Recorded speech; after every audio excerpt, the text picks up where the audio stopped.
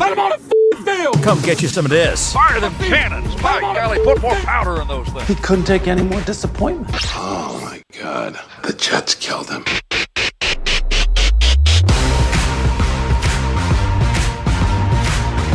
Well. Welcome into the Sportsocracy on ESPN Asheville. Fancy meeting you here. 92.9 FM, 880 AM, and 1400. The Sportsocracy is heard everywhere you go on the iHeartRadio app, seen everywhere on YouTube. Go to thesportsocracy.com, click that live video link, subscribe to the channel. Join us in the chat. I'm sure there are going to be some super chats today. We've already got one from Soaring Eagle. It is Sammy D Appreciation Day. The Seattle Seahawks are your world champions. Did you say Sam Darnold was going to win a Super Bowl? Did Tank say? No, that was just me. Yes, the ego has been shoved into the.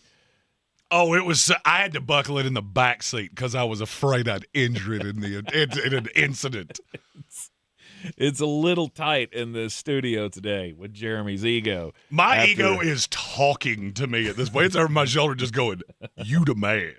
After Sammy D and the Seattle Seahawks beat the New England Patriots. Well, I think you said that in a little bit of a not necessarily completely honest way.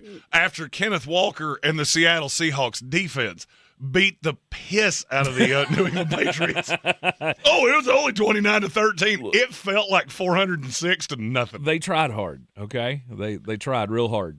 It was not a good night for New England. I waffled in the last day. I said Wednesday, I think Seattle is going to absolutely car ramrod New England. Mm-hmm. And then I felt like I was overloading my Apple Cart. And it got in my head, and I went, nope, taking New England plus 4.5. Shouldn't have done that.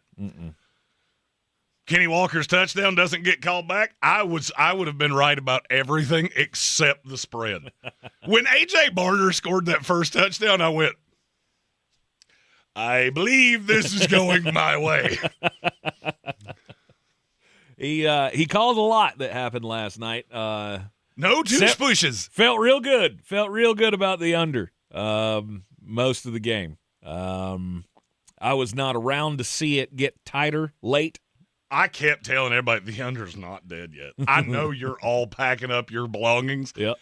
It's not dead yet. And for one shining moment, it covered. Until it got called back on, I'll say, for a game that was not called very tight, I believe we could let that one slide. Thank God they didn't, though, for the New England Patriots. It was competitive until it wasn't, right? Until the Nwosu touchdown, that really put the nail in the coffin. But all night long, it was missed opportunity after missed opportunity because guess what? The New England Patriots can't block. Well, I mean, and this is a great time to say how many things I've said over the last year just aged so beautifully. Will Campbell is a guard. James Pierce Jr. is a character red flag. And Sam Darnold's a Super Bowl champion. I don't care about the rest of it. I got the big one right. That was a couple of big whiffs there. I felt like New England still had a chance. As long as that defense was on the field, you still had a chance. Yes, they gave up that one big play to A.J. Barner, but other than that, I mean, Christian Gonzalez was chef's kiss. Allegedly, they cannot hear me on radio, just to be clear. Well, why are you punching buttons over here, brother? Well, now you hit a button because now I can't hear myself. Buttons. I didn't hit squat. Good Lord. See, I can't hear that. I didn't do anything. I don't understand. Frankly, why do you have to touch things? I didn't touch anything. I haven't touched that board all day. I've touched this, but I did not touch that. Sure. And I would love to say I might have done it Friday, but I didn't touch that after the show either. I don't believe you. Anyway, thank you for the heads up. Thank you. We could hear it in the Eric. studio. Eric, we do appreciate you for telling us that, because there's no way for us to know that. So there's different channels and they go different places. And exactly. What was that voice? I don't know. That was a weird voice that you just did. Seattle just absolutely demolished the New England Patriots last night. I mean, we could actually say that was intentional, because I didn't want to. I didn't want to blow out everybody's eardrums when I said, "I told you so." That's what you missed in the first 6 minutes. If you didn't, he's taking his victory lap on Sam Darnold being a Super Bowl champion in a game where most of the time it felt like he didn't even need to be there. Because that was one of the most well-defended games that I've seen in a long time. Both sides throwing it out pretty equally. It's just the offense of the New England Patriots was so overrun. And if anything, this should make everybody around the league pay attention and really tune up the defensive side of your team. No doubt. Because we have now seen how many times in the Super Bowl the team that came with the defense that can get after the quarterback is not only going to win the game, but they are going to crush your soul. Well, I mean, and look, I feel like today it's really easy to take shots at New England and the schedule and all of those things, but that New England team is still pretty good. I mean, I know Drake wasn't good last night. You want me to tell you why? I mean, because it's really not that hard to understand. They've got three corners that can deal with you at any time, and I've got Devin Witherspoon that can just match up with whoever I want him to. You don't have anybody that wins. So if I'm New England, I'm looking at this going, you know that A.J. Brown thing we talked about? Yeah, I'm calling Philadelphia. I'm calling Minnesota about Justin Jefferson. I'm calling anybody with a legit, no doubt one that I can get a hold of, because that would have changed everything last night. Yep. Because you watch how New England had to defend Seattle, it was completely different. You know what the difference was? JSN. Mm-hmm. But he didn't. Don't care. I don't care. My coverage is all shielded to him. So when A.J. Barner ends up behind the defense, Rashid Shaheed, by the way, that Rashid Shaheed shot that I was calling for, it took 3 quarters. But we finally got Carlton Davis on Rashid Shaheed. And as soon as I saw it, I went, it's going deep. Yep. I had 2 separate instances last night where I said something and it immediately happened. Patriots, as the ball was snapped, and I said, New England's getting ready to score right here. 3 seconds later, ball comes out of the hand, Mike Hollins, touchdown. There was a super cool guy that I see at the bar from time to time. He looked at me and said, "How did you do that?" It's a gift. No, it's sometimes you look at a defense and go, if I was playing quarterback and I'm reading this defense, go. Because I'm looking at the back half going, it's one-on-one, and I got one little itty-bitty corner on a real big, tall wide receiver. That was a beautiful, too. 100% Beautiful over-the-shoulder throw. Yeah. We got Super Chats to get to here on an Overreaction Monday, a Sammy D Appreciation Monday.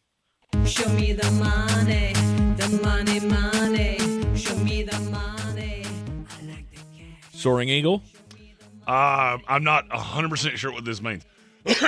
Cadillac, what was that launch? I don't know what Cadillac was launching. All this hype for your debut. Oh, he's talking about F1.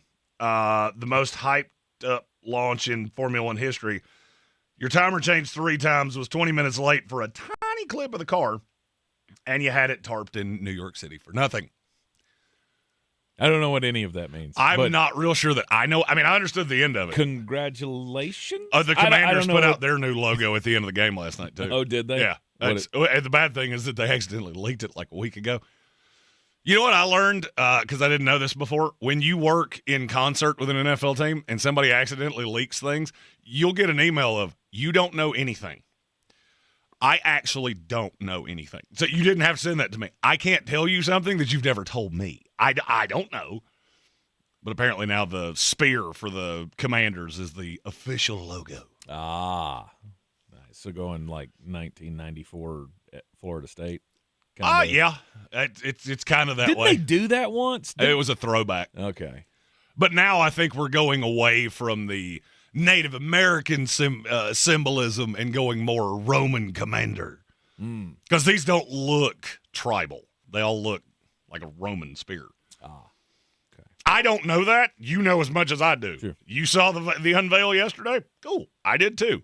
And went, hey, I just saw that logo for the first time like 5 days ago. Interesting. We got another super chat. Money. Yes, I'm talking about money. It's from Red Sea. Let's get this out of the way now. Sorry.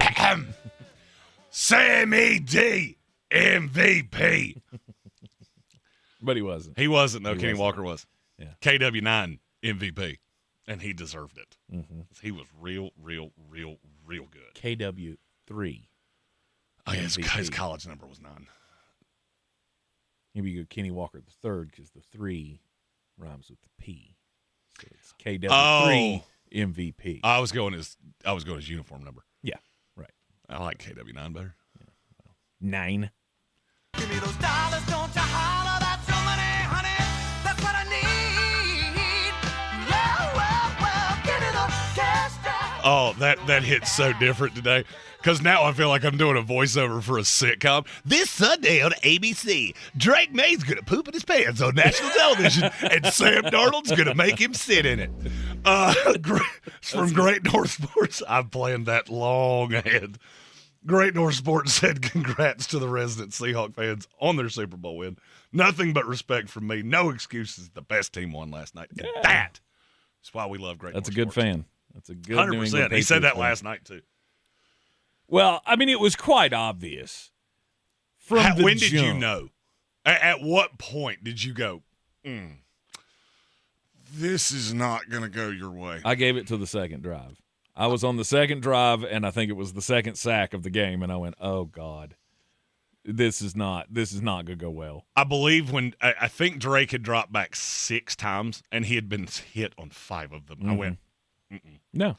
this is not going to go well. I have seen, because I've seen it happen several years out of the last handful. Right? I go back to 2020 as a Tampa Bay Buccaneer fan. I'm pretty big fan of what a defense can do to an elite quarterback. Did I just call Sam Darnold an elite? He is elite. He is elite. ELITE. Elite. He's not elite. Elite.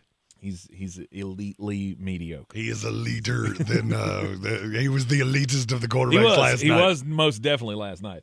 But yeah, they get after it. The Philadelphia Eagles last year getting after it against Kansas City, and then the turnstiles that became the tackles for the New England Patriots. Is it true? I saw on, I always have to ask the question, is it true? Which everyone should always ask the question, is it true when you see it posted on social media? But is it true he had 14 pressures against him last night? Will Campbell? That seems like a massive amount. I don't know. I can find out. Might be the worst performance in the history of a Well, it was very Super Bowl. obvious last night that, and now look, this is where, there's an old line of the winner writes the history. So it's funny how the winner always looks really good in the recap. New England did the same thing to Sam Darnold. Yes, there was they did. one big difference. Sam, over 8 years in the league, has figured out step up. And he did it over and over and over again last night. New England was getting home to it. I would love to know how many times a defender got a hand on Sam Darnold while he was in the pocket. Mm-hmm. He wasn't sacked until the fourth quarter. Mm-hmm. That was the patent difference in that game. The New England defense was every bit as good as Seattle. They just could not get Sam down. Mm-hmm. Drake, on the other hand, at one point, I think it was it Riley Mills? Riley Mills threw Jared Wilson into Drake Maye and went, I'll take both of you. Just grabbed I don't care. one with the left hand and one with the right hand and just pulled them both to the ground. A big boy play. Randy said, I believe the pressures on Campbell was 7. Okay. So maybe the 14 that I saw was like total playoff performance because he's been pretty bad throughout the playoffs. He's a guard. Yeah, but it was just so apparent last night. He's a guard or a right tackle. I think he could play on the right side. Yeah, you're not built for that. The You thing don't that have to scares step for me, that. the thing that scares me about Will Campbell is the bend, which is why I was saying I don't think he is a guard because he plays so upright. That's hard for a guard to do. Guards get pushed back that way. Mm-hmm. So I don't know. It was very obvious last night that Will Campbell was a bit of an issue. We also have another super chat, and this one is meant to bring me down a peg. That's from Matt Penn, who said, long-time listener, first-time caller. Jeremy's too happy about Sam D. I want to knock him down a peg. James Pierce does have character concerns.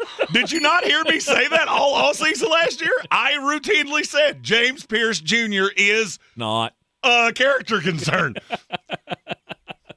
I told Tank I was going to go back and edit out the "not" so you could see my mouth move, but no audio would come out. I mean, how many times did we hear, I don't know what you all are talking about. All of this is just bullcrap. And you know what's funny?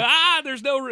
What's funny is it has absolutely nothing to do with what he ultimately did. Yeah, I have It was immaturity, didn't love football, and all of those things. Immaturity?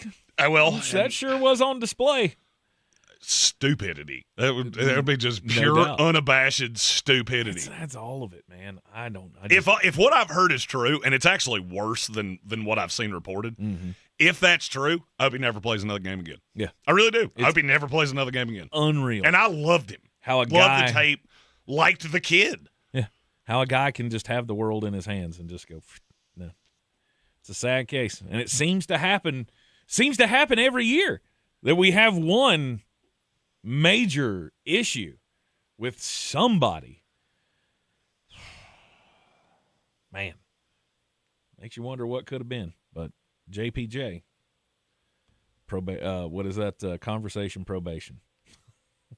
You're in the Sportsocracy, and this is ESPN Asheville. iHeartRadio. Olympics update. The U.S. men's ice hockey team will make its Olympic debut Thursday against Latvia. American Matthew Tkachuk says this is a surreal experience. It's over. It's kind of crazy. So really enjoying the experience so far and having a lot of fun. Team USA figure skating is celebrating a second straight Olympic gold medal in the team event after edging Japan by a single point. Individual events begin today.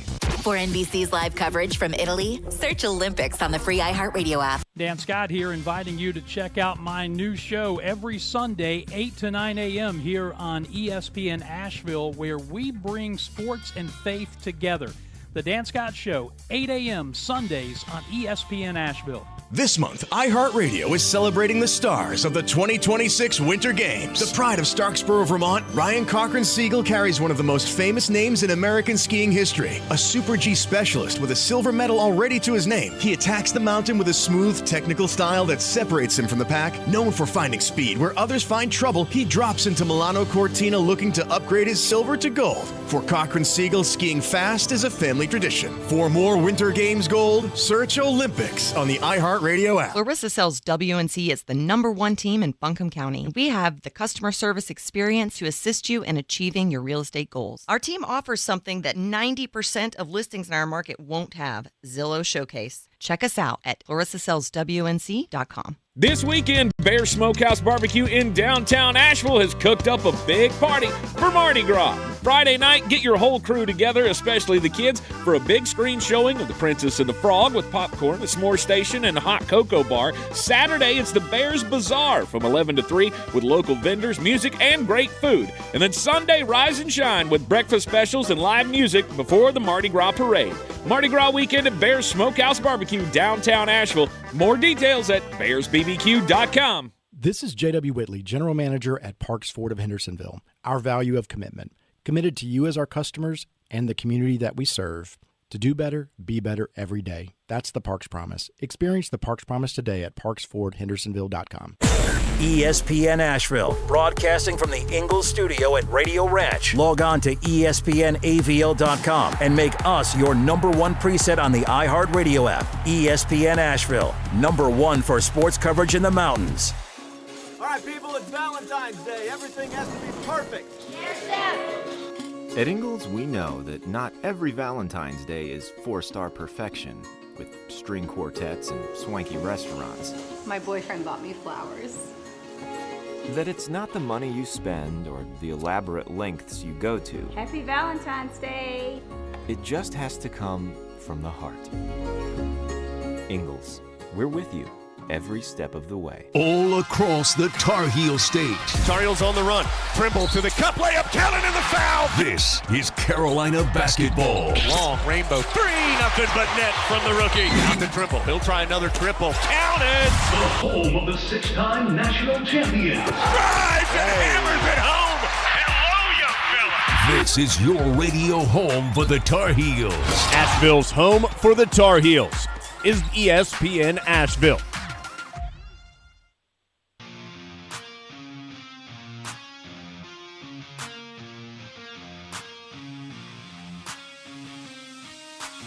The Sportsocracy. What are you people?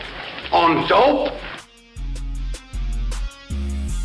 We're back in the Sportsocracy. It's not the rejoiner music. We're Tank, I believe I asked for a specific set of musical choices when we were coming back today.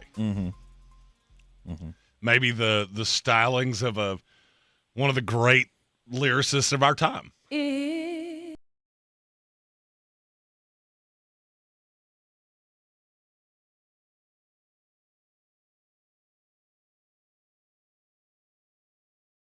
Which I didn't make that up. Oh, you will always love Sam Darnold. 100%. 100%. He's a Super Bowl champion now. You gave me one of the great joys of my life, which is being the rightest that I've ever been in the history of my being right. Is so, I mean, wow, we're just getting all kinds of truth out of you today. Would you not be? Like, in all reality, as much, and you know how much I caught because you can see the same thing I did.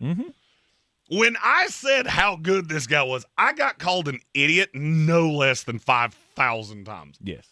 And so now I sit here and go, weird. Did all of you lose my contact information? Because I've yet to have anybody go, I'm sorry I called you a fat mulleted ginger mama's boy. I'm sorry that I called you that. At the NFL Draft Nerd, if anybody wants to have a little bit of contrition. He's taking all apologies. 100%. Because Sam Darnold is a Super Bowl winning quarterback. And I'd just like to point out, so is Trent Dilfer. Sam Darnold is so much a leader than Trent a Dilfer leader. is. I like that. Red Sea with a super chat. I'm trying my best not to think about this, but I do like how everybody's trying to bring.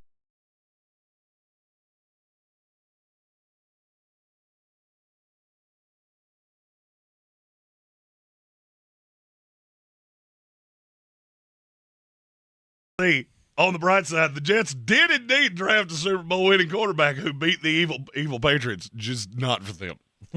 Somebody sent me a meme of the Jets sitting in that chair in a hotel room with Sam Darnold and the Seahawks.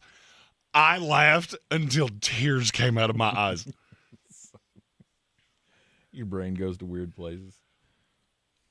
I laughed until I cried. I thought it was so funny. Last night, who's to blame? Where's the blame lie? Josh McDaniels gets a lot of it for me because that offensive game plan was terrible. I don't understand why are you trying to run it up the ass of the guard over and over and over again against Byron Murphy and Leonard Williams. Yeah, against a team that is doing things like, pushing your guard into or your center into your quarterback kind of thing. Like Seattle figured something out on the first drive, which is when Kenny Walker gets over tackled, you're not doing well with that. And so they just ran it over and over and over and over again. We're going to get him to the perimeter because that's where we like to match up. New England never did that at any point. And they kept trying to run these weird little – I knew the first two offensive plays where Drake's total air yards were like 4. That's not a good sign. That's not a good sign because it means Josh McDaniels is trying to baby him. And it just never really got better. It couldn't, though. I think it could. I disagree with you on that wholeheartedly. What New England did in the fourth quarter, specifically on that touchdown drive, they had that opportunity for 2 or 3 drives because Seattle was absolutely blitzing the bejesus out of Drake Maye. And at no point did Josh McDaniel ever go, okay, they're blitzing out of the slot over and over and over again. I'm going to bust your keister on that one time, and it'll stop. He never did it. I'll be honest with you. I have long thought that Josh McDaniels is the single most overrated coach in my lifetime. And last night kind of confirmed it. He had no counterpunch. There was nothing there. And Vrabel, and poor Vrabel, I know he didn't know he was becoming a meme as he was, but at one point he was doing this weird thing with his eye where it was like, Josh McDaniels driving me crazy, and his eye was like twitching. I went, oh, that's going to live for a long time. Just trying to figure out why are we running like a high school offense against and look, I'm not the X's and O's guy, so I wish I could look at it and go, oh, well, he should have done this to buy Drake more time. But do something. Nothing was done in the entire night. I figured I was going to be so unbelievably insufferable with Sam Darnold that I wasn't going to point this out, but Red Sea did it for me. He said, I do believe Jeremy did mention that Josh McDaniels given extra time is worse for the team he's on. It's always been that way. I do not know. It's like he overthinks everything. And then because I thought their game plan last night was insane. Mm-hmm. I don't even know what you've been doing for the last 2 weeks because you came out with this super vanilla offense. And at no point, you've got a team that is blitzing you sideways. And you didn't at any point go, we should press into this. Because that's how you beat a blitz. You beat a blitz over the top one time, you won't see one for a minute because they're going to panic. So what did New England do? Let's just get more and more and more and more conservative.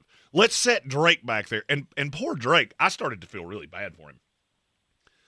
Because I don't know how long you think you have in a pocket. It's not 7 seconds. Mm-hmm. And there were a couple times that I'm going, throw it anywhere. I don't care if you throw it and hit Bad Bunny. I don't care.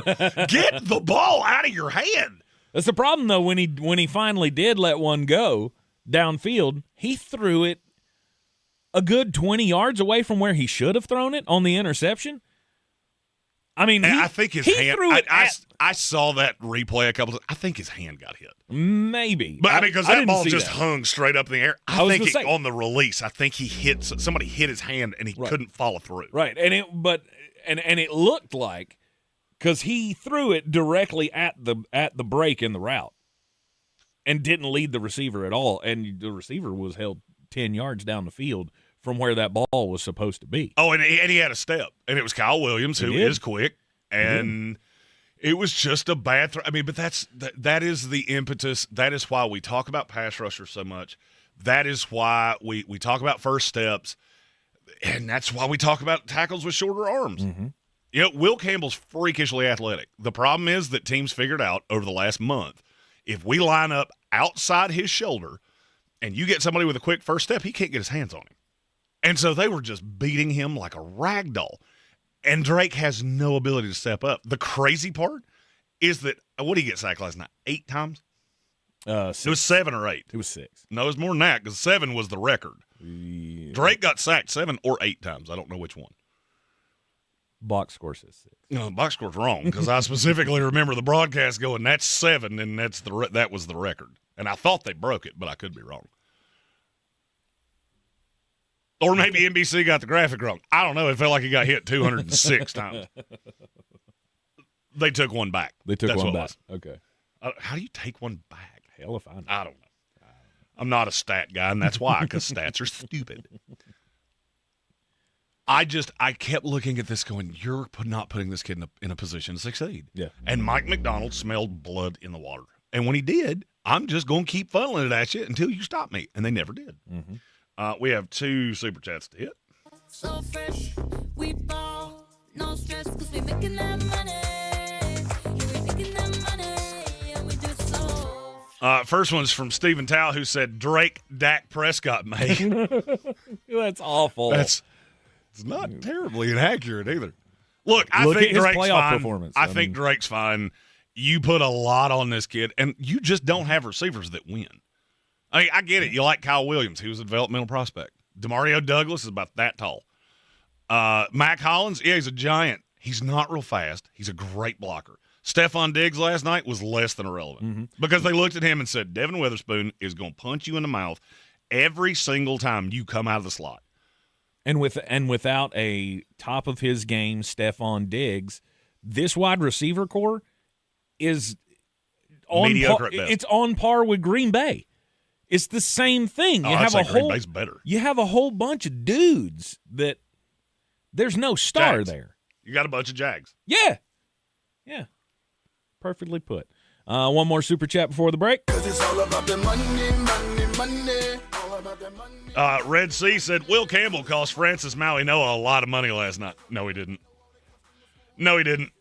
For two reasons. One, Maui Noah plays on the right side. Second of all, Maui Noah probably outbenches Will Campbell by Tank Spencer's weight. That's a lot. So that's fine. You want to get that first step on me? Awesome. I'm going to drop set that leg, and when you try to come around me, I'm going to throw you to the sideline. I actually think he made Maui Noah a bunch of money that finesse outside guy, that's not going to work. That hog molly, which is what Maui Noah is, I'm fine. I get the point because he is probably going to have shorter arms. You're in the Sportsocracy on ESPN Asheville. Seattle Seahawks and Sammy D are the Super Bowl champions. We'll have more on an overreaction Monday next. ESPN Asheville, your mountain weather forecast.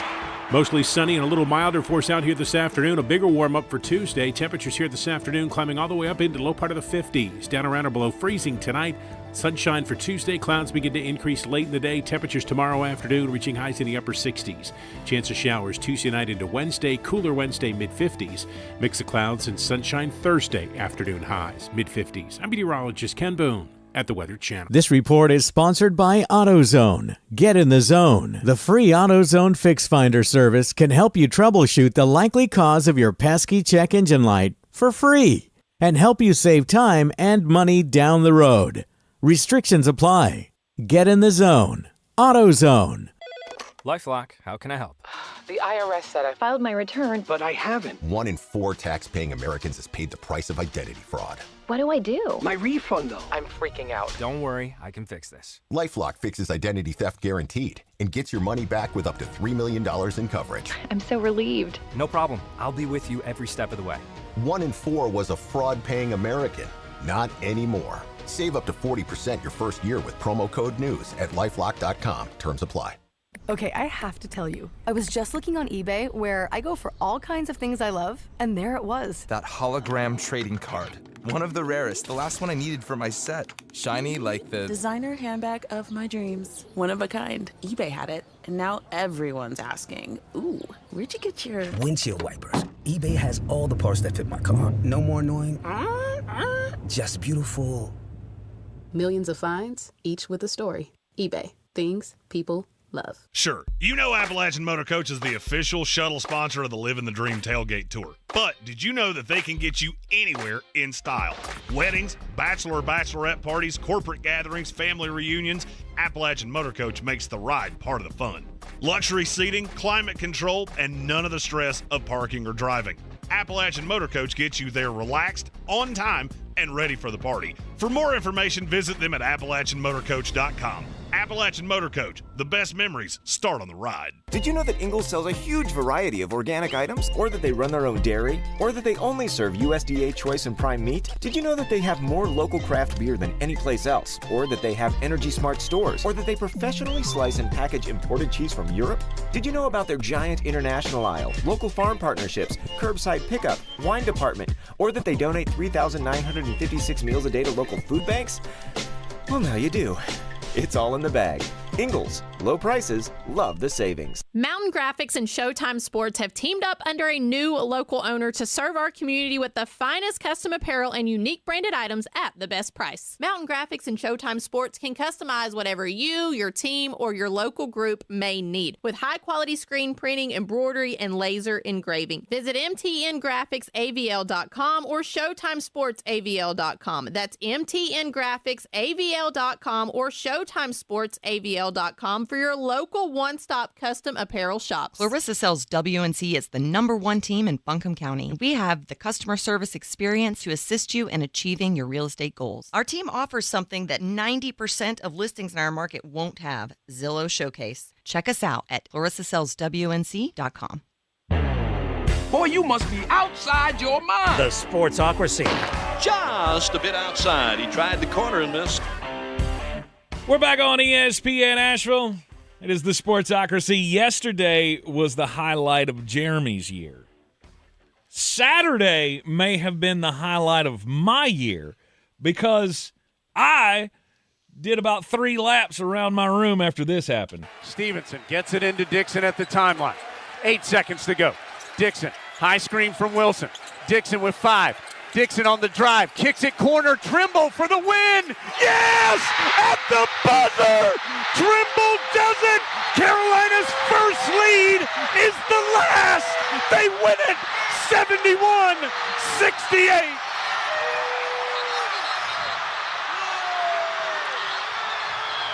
It is bedlam in the Smith Center.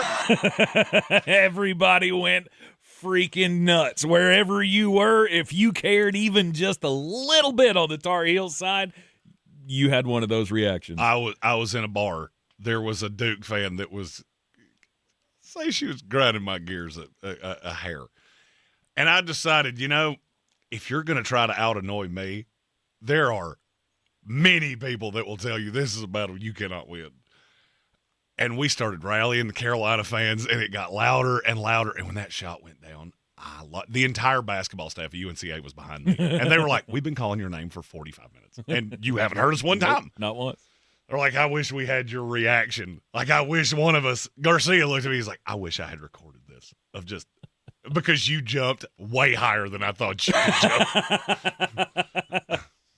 My wife looked at me afterwards because, we were in our bedroom watching the game, and Trimble hits the shot, and I lose my mind. And I got up out of the bed, and I did the whole circle around the room, jumped over her, and then ran around the circle again. She goes, you haven't done that one in a long time. You hadn't been that happy at the end of a game in a long time. There was this sweet woman sitting beside me, and the Duke fan had been messing with her before I got there. Yeah. She was like, as soon as you sat down, that stopped, and I appreciate that. She said, I just don't think we're winning this game. That was about halftime. Mm-hmm. I said, Dame Sarr could not hit 5 buckets if you left him in the gym all night long. Mm-hmm. And Vasar has no points. Those two things are not going to happen in the second half. And weird, they didn't. No, they didn't. Tar Heels come back. They it looked like they were dead a couple of times in that game, and then all of a sudden, the push at the end, the final shot by Seth Trimble, and he is now immortalized in Tar Heel history. I kind of want to immortalize Gary Birch for his recent comment. I'm going to let you read that while I tell my story. well, hang on. I didn't even tell the story yet. Oh. You're taking a long time. Sorry. I'm enjoying the win here. I'm taking the victory lap. He's just trying to I'm trying to reclaim my time here because I believe I was given 3 hours to just take victory laps, and you're taking a long time. I apologize. It is the Tar Heel Station, and we are going to revel in this for a minute. No, but the weird part of it was that final call was not the end of the game. No. Everybody rushes the court, and then it's, oh, wait, that went down with 0.4 of a second left. So they had to clear the court of everybody that was so excited. And, I mean, that's a big mess to clean up. So it was what, like 10 minutes? I actually felt like it was pretty quick that they were able to get all of that cleaned up and everything back in order so that we could give Duke the last shot. Yeah, this is just me. Hey, ACC, from now on, when you see that, just go, you can't actually get a jump shot off in 0.4 of a second, and you got to go the length of the floor. So, you know what? Ball game's over. We're good. Well, I don't know. I mean, the perfect pass, we've seen it happen before. Remember Virginia did that to, was it State or Louisville or somebody? Yeah, but they had 0.7 of a second. I think it was only 4. I think it was not much. I remember that.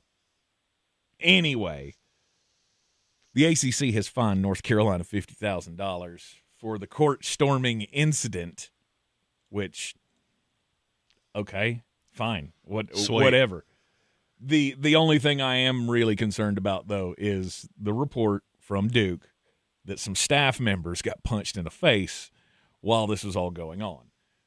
There is an investigation into it. We'll find out if they did, and the people who were involved with that should be punished. But here we go again. Get ready for all the other shows to do the 30-minute long segments for the next week on whether or not we should allow court storming in basketball. Yes. Yes, we should. Yes, we should. I don't care. And I would be saying the same thing if somebody punched Sean May in the face during. First of all, I've met Sean May. I don't advise that. I wouldn't do it if I were you, but he was the first one I could think of. Kendall Marshall. He's a little squirrely guy that hangs around the basketball program. If he gets punched, then I don't care. I mean, sorry about your luck, but that was the breaks. Cost of doing business. Exactly. My story comes from Milan Cortina. Aha. The Olympics. By the way, NBC, this is just me as a marketing guy. If you have the single greatest lead-in in all of television, I probably would not use that to replay something that happened 24 hours before. Just a thought. Just maybe do gooder. They showed they were doing the recap of the day. So that Lindsey Vonn thing, we've all already seen it 50 times. That's what they played after the Super Bowl. This was not smart. This is not a smart thing you're doing. Another not smart thing they're doing, the medals. Why do we struggle with this every year? You would think that if you only do this every 4 years, you could find somebody that you go, we need to take medal and turn it into a medal. Mm-hmm. And we wouldn't screw it up. Mm-hmm. The medals are breaking.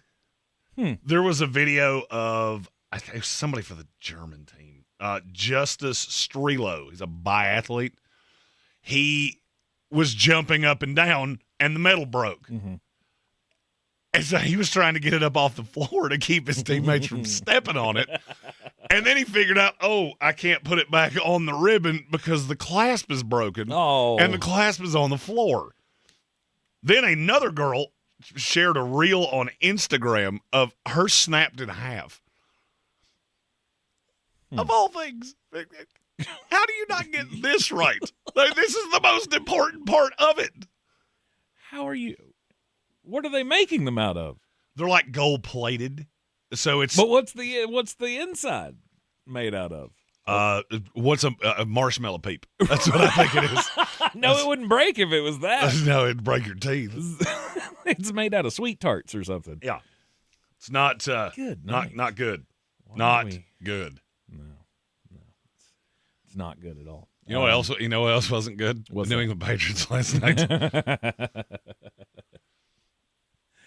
Yeah, and I mean Drake wasn't good. You have to give him his criticisms because he had opportunities and just missed them.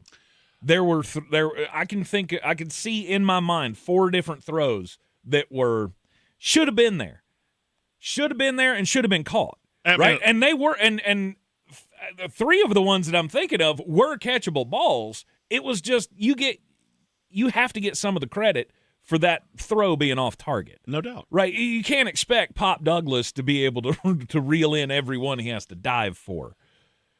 You had 2 quarterbacks last night that were facing a ton of pressure. I saw Stephen Tao in the YouTube chat say, every quarterback gets excuses except Lamar. I'm not making excuses for Drake.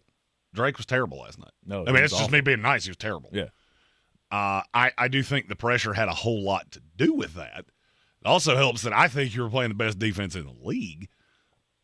But at the net root of it, I mean, I can break down what happened in New England in 4 sentences or less. Yeah. You don't have anybody that wins consistently. Seattle wasn't scared of you in the least. You had a tackle that was a walking turnstile, and they blitzed the bejesus out of you. Mm-hmm. Yep, that was exactly 4 sentences, and it's everything I saw last night. Yep. Now, my question is, moving forward, do you look for a regression out of Drake Maye? Is what we saw in the playoffs closer to what he is? Or is he the borderline MVP that he was during the season? Because I don't think either one of those are right. I think it falls somewhere in the middle. I would say it falls somewhere on the high side of the middle. I don't necessarily believe that he is a true MVP quarterback. I mean, yes, I think this he's a year top 5 to 7 quarterback in the NFL. That's kind of where I'm at. Is he probably settles into that role? Like the Will Campbell thing, obviously they'll have to figure something out there and get him. They're going to move him to guard. Some better protection. I mean, they're going to move him. There is no doubt in my mind he will not play left tackle for them next year because if I'm a defensive coordinator and I'm looking at that, I'm looking at Will Campbell going, I'm going to send double blitzes on his side repeatedly. Yep. I also think you need to move Jared Wilson to center. So and I think Randy said something along these lines earlier. If you move Jared Wilson to center, you kick Campbell into guard, you spend your free agency dollars on a left tackle, problem solved. Yep. I like that plan. Wilson be a good center. Oh, that's what he's drafted to be. Yeah.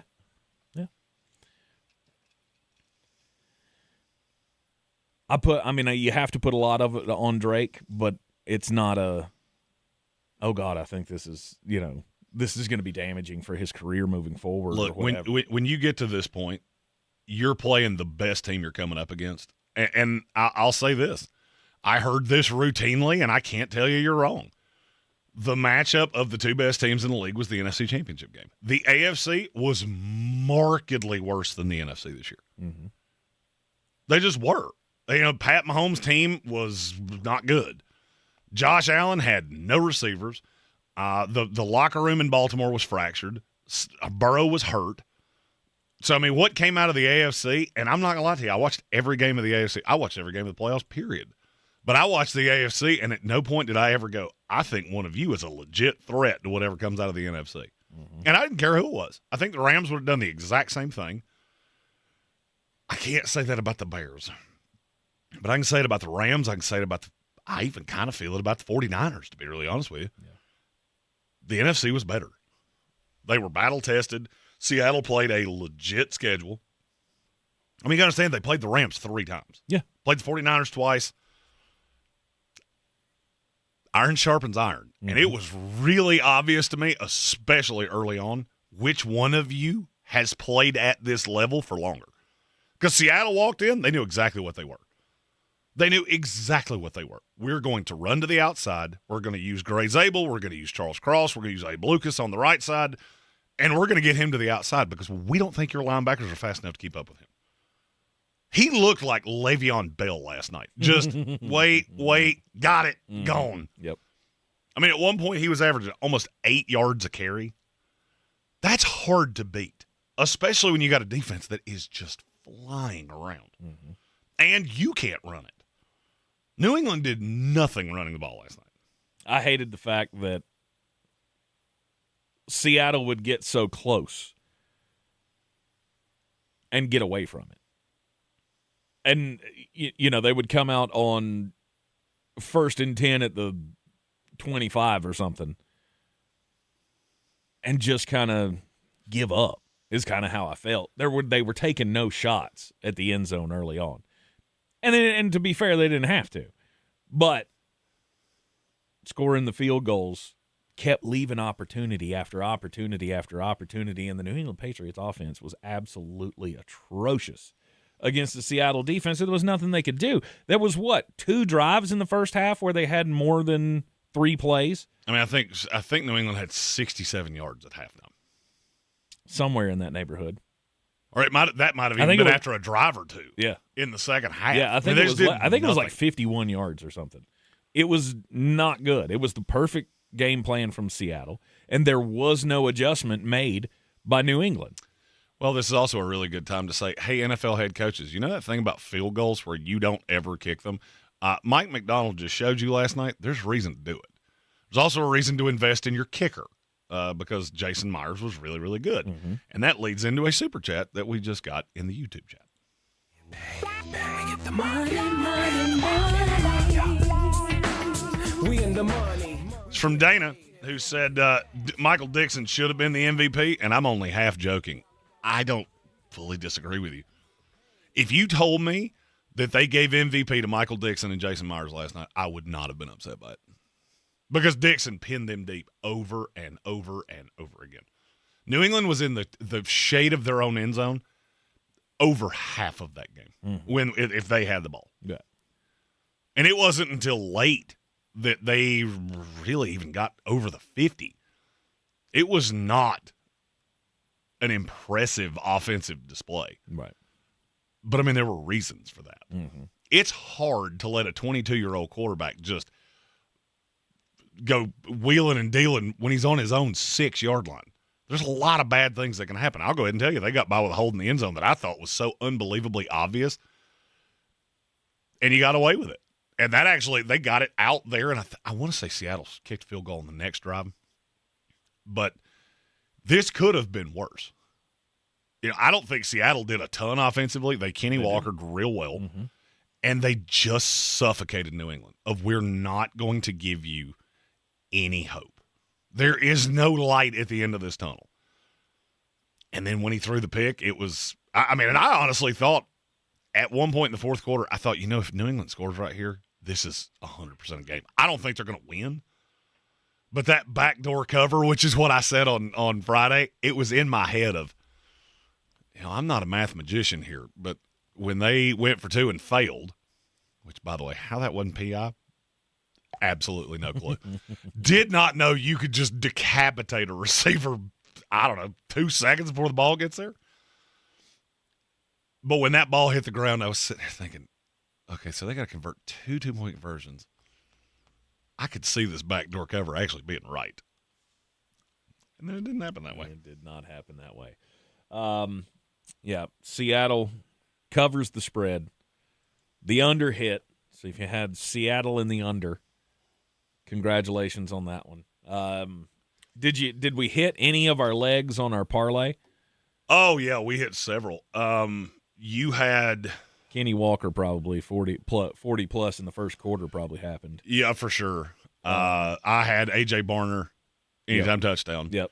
I also apparently Fireball Jeremy came up with the bright idea to go A.J. Barner first touchdown score. I opened up my DraftKings app at one point and went, there's way more money in there than what did I do? And I started flipping through my tickets. It was anytime A.J. or first touchdown scorer. Yeah. And I started thinking, I was like, he wasn't oh my God, he was the first touchdown scorer. Yeah. And that had Thank to be you, Fireball. That had to be like plus 1,000, plus 8. 2,500. Oh my. Yep, plus 2,500 first Good touchdown. for you. Oh, it's not good for me. That's Fireball Jeremy. You talk to him.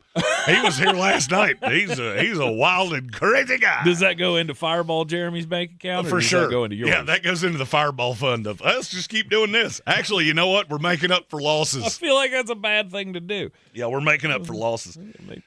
Randy in the YouTube chat said what Jeremy really wants to say is if Seattle had a decent quarterback, this would have been worse. Sam Darnold was good last night. I don't care what his stat line was. I'll make this as simple as I can. New England's strategy defensively was the exact same as Seattle's. It completely derailed Drake Maye. It didn't derail Sam Darnold. Did he turn the ball over? Nope. No, that's the difference between a vet and a young guy. Mm-hmm. I mean, Randy said he wasn't good. Yeah, he was. Because if he hadn't been good, he'd have turned it over 4 times. You know how I know that? Because I watched him do that in New York for 4 years. Mm-hmm. It shows a growth in Sam. How many times did Tom Brady win Super Bowls where he looked staggeringly like Sam Darnold last night? I'm just trying not to lose it. My defense is going to win this game for me, and he knew it. Mm-hmm. I don't have to take shots. The pass to A.J. Barner was a beautiful read. This was a defensive Super Bowl. Mm-hmm. But to me, to say Sam Darnold wasn't good last night is kind of funny. You compare him to Drake Maye. One of these quarterbacks was real bad, and he was not wearing blue last night. Sure. It's just the other one wasn't real good. He wasn't special. We're expecting exactly. He did. All right, I'll give you an example. He did exactly what Jalen Hurts did last year. I have to make a handful of plays, let the defense do it. That's all he did. No. Jalen had a handful of plays. Like 3 touchdowns in that game, didn't he? Whoop-de-doo. He got the ball inside the 30-yard line 3 times. That does kind of help. Sure it helps. Sammy D is a champion. Oh, and by the way, and in fact, the Seattle Seahawks, first team in NFL history to win the Super Bowl with 0 turnovers throughout the entire playoff run. Which is insane. With Sam Darnold? Absolutely. It's first quarterback in NFL history to ever do that. And yet I'm still having to defend. Well, it wasn't actually. It's just I knew it was coming, so I was very prepared for it. I mean, we had, 15 people at our table last night? Mm-hmm. I said this to probably every one of them. Still, somehow, Sam will not get any credit for this. Mm-hmm. Most wins ever for a quarterback in his first year. And I'm still going to have to defend this kid. I don't get it. You're in the Sportsocracy, and this is ESPN Asheville. ESPN Asheville. Your mountain weather forecast. Mostly sunny and a little milder for us out here this afternoon. A bigger warm-up for Tuesday. Temperatures here this afternoon climbing all the way up into the low part of the 50s. Down around or below freezing tonight. Sunshine for Tuesday. Clouds begin to increase late in the day. Temperatures tomorrow afternoon reaching highs in the upper 60s. Chance of showers Tuesday night into Wednesday. Cooler Wednesday, mid-50s. Mix of clouds and sunshine Thursday afternoon highs, mid-50s. I'm meteorologist Ken Boone at the Weather Channel. This report is sponsored by Discover. Guess what? Discover's accepted at 99% of places that take credit cards nationwide. You heard right, 99%. If you don't think so, maybe it's time to face facts. You're stuck in the past. Based on the February 2024 Nielsen report, learn more at discover.com/creditcard. Running for office means having something important to say. Radio is the most personal medium out there. Voters hear the real you, exactly the way you want to be heard. No filters, no AI. Just your voice, your message. And it's 1/10 the time and cost of video. Don't just campaign. Connect with millions all over the country, even thousands in the smallest communities with radio. Be on the air in just 48 hours. Visit winwithiheart.com. That's winwithiheart.com. Okay, get this. Now at Wendy's, you get to go biggie with new Biggie deals. That means going biggie with the $4 Biggie Bites, biggier with the $6 Biggie Bag, or biggiest with an $8 Biggie Bundle. So now you can choose and customize your Biggie deal. As you should. Sorry, I get fired up when I'm talking deals. More Biggie options so you can get more of what you really want at Wendy's. Price and participation may vary. Single items at regular price. Prices may be higher in Alaska, California, and Hawaii. Oh, how's that flu, babe? Did you take DayQuil Intense Flu yet? Nah, I got this. Ugh, okay, I don't got this. You stay on the couch, and I'll grab the DayQuil. Undo your flu symptoms with DayQuil Intense Flu. DayQuil Intense Flu provides powerful relief of your flu symptoms. I'm ready for that to-do list. Wow, you do got this. DayQuil Intense Flu. The daytime coughing, aching, fever, under your flu, medicine. Use as directed, keep out of reach of children. Howard Hanna Beverly Hanks Real Estate is not like other real estate companies. They're built differently. As the #1 family-owned real estate company in the U.S., proven expertise and personalized service delivers results. Let them show you how at Howard Hanna Beverly Hanks. And the winner of the iHeart Podcast Award is... You can decide who takes home the 2026 iHeart Podcast Awards Podcast of the Year by voting at iHeartPodcastAwards.com now through February 22nd. See all the nominees and place your vote at iHeartPodcastAwards.com. Audible is a proud sponsor of the Audible Audio Pioneer Award. Explore the best selection of audiobooks, podcasts, and originals all in one easy app. Audible. There's more to imagine when you listen. Sign up for a free trial at audible.com. It's time to discover the convenience and time savings of contact-free pickup with Ingles Curbside. Just visit shop.ingles-markets.com or download the app. And your Ingles personal shopper gets to work with specialized training on how to select the freshest items for a pre-scheduled pickup. They'll even text you with updates. You pull up to a designated space and your personal shopper delivers your items right to your vehicle. Fresh, fast, and affordable. It's all in the bag. Ingles. Low prices. Love the savings. The iHeartRadio app now has presets. Just like in the car. You're our #1. Make us yours. ESPN Asheville, the mountain's favorite sports station, streaming 24/7. Your home for the Sportsocracy. Weekdays at noon. The Tar Heels and Atlanta Braves baseball. Selling your home? Don't settle for average. Our real estate team at Clarissa Sells WNC and eXp Realty offers Zillow Showcase, an exclusive AI-powered listing experience available to just the top 10% of all listings in our area. With immersive media, cutting-edge design, and elevated marketing, Showcase listings, they go pending quicker and sell for up to $9,000 more than standard listings. Ready to stand out in a crowded market? Give our team a call today, 828-774-6343, because your home deserves the spotlight. This is J.W. Whitley, General Manager at Parks Ford of Hendersonville. Our value of commitment, committed to you as our customers and the community that we serve.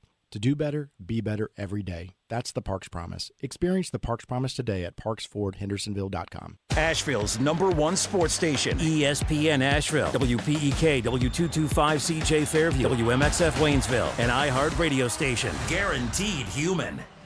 Now here's your chance to win $1,000. Just enter this nationwide keyword on our website. Credit. That's credit. Enter it now. Your chance to win is at ESPNAVL.com. Good luck. The Sportsocracy. It fires me up, man. I love it. Say it one more time. The Sportsocracy. Shake it back! Beer City's best sports talk. It is gross. Just earlier. They are mature, actually. You just have to get to know them better. Your lunchtime dose of dumbassery. Live from the Ingles studio.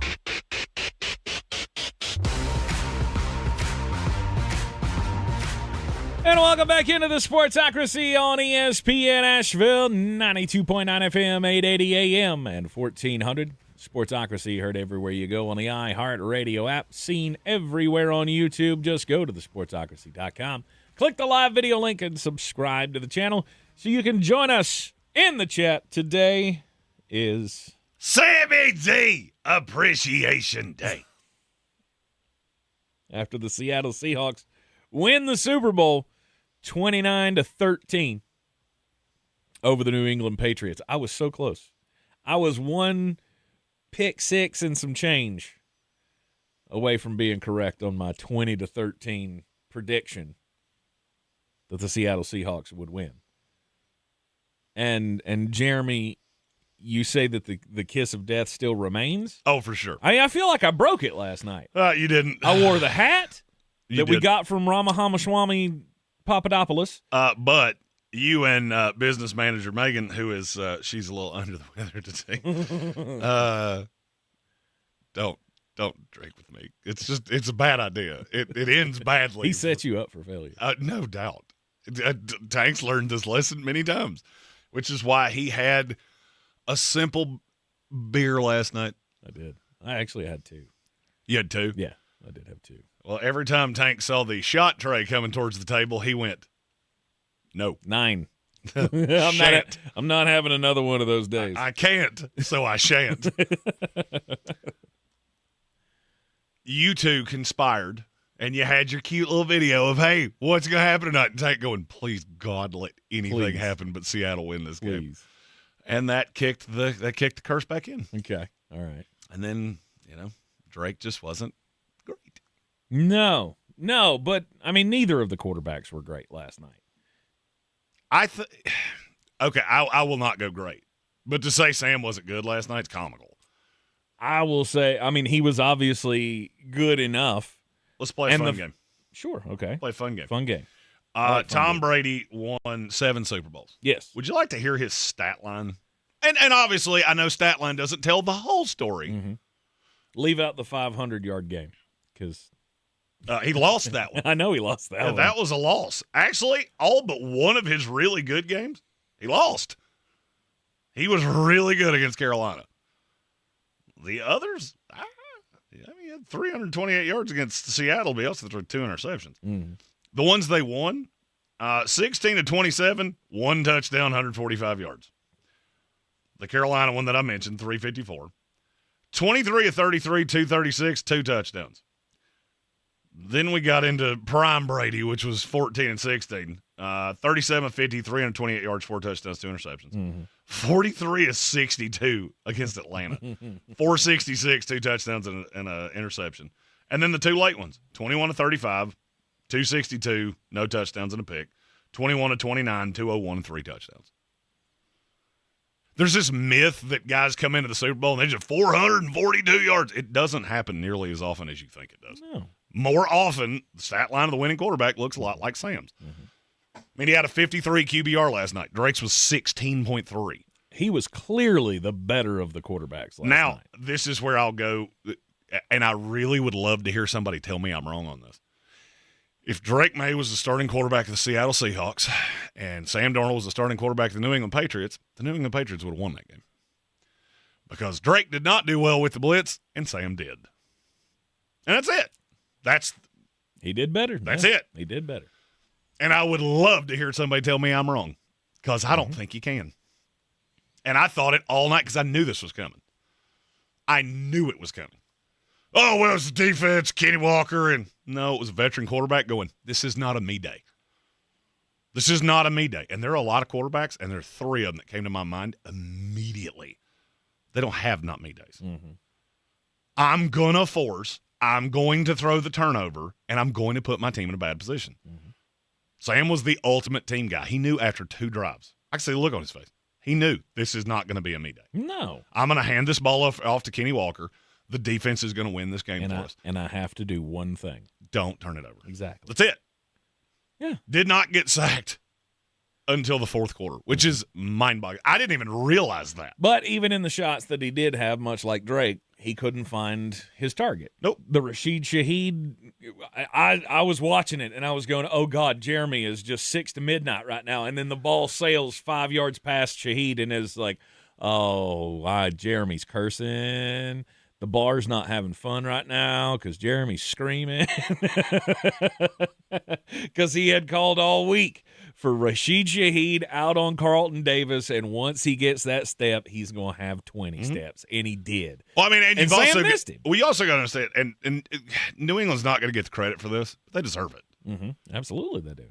Last night, and it was super up. Did you notice how many times they ran that, like, it's like a phantom motion of Shaheed's running the reverse.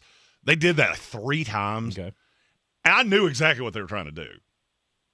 Because when you break this game down, that's the matchup that I was trying to get.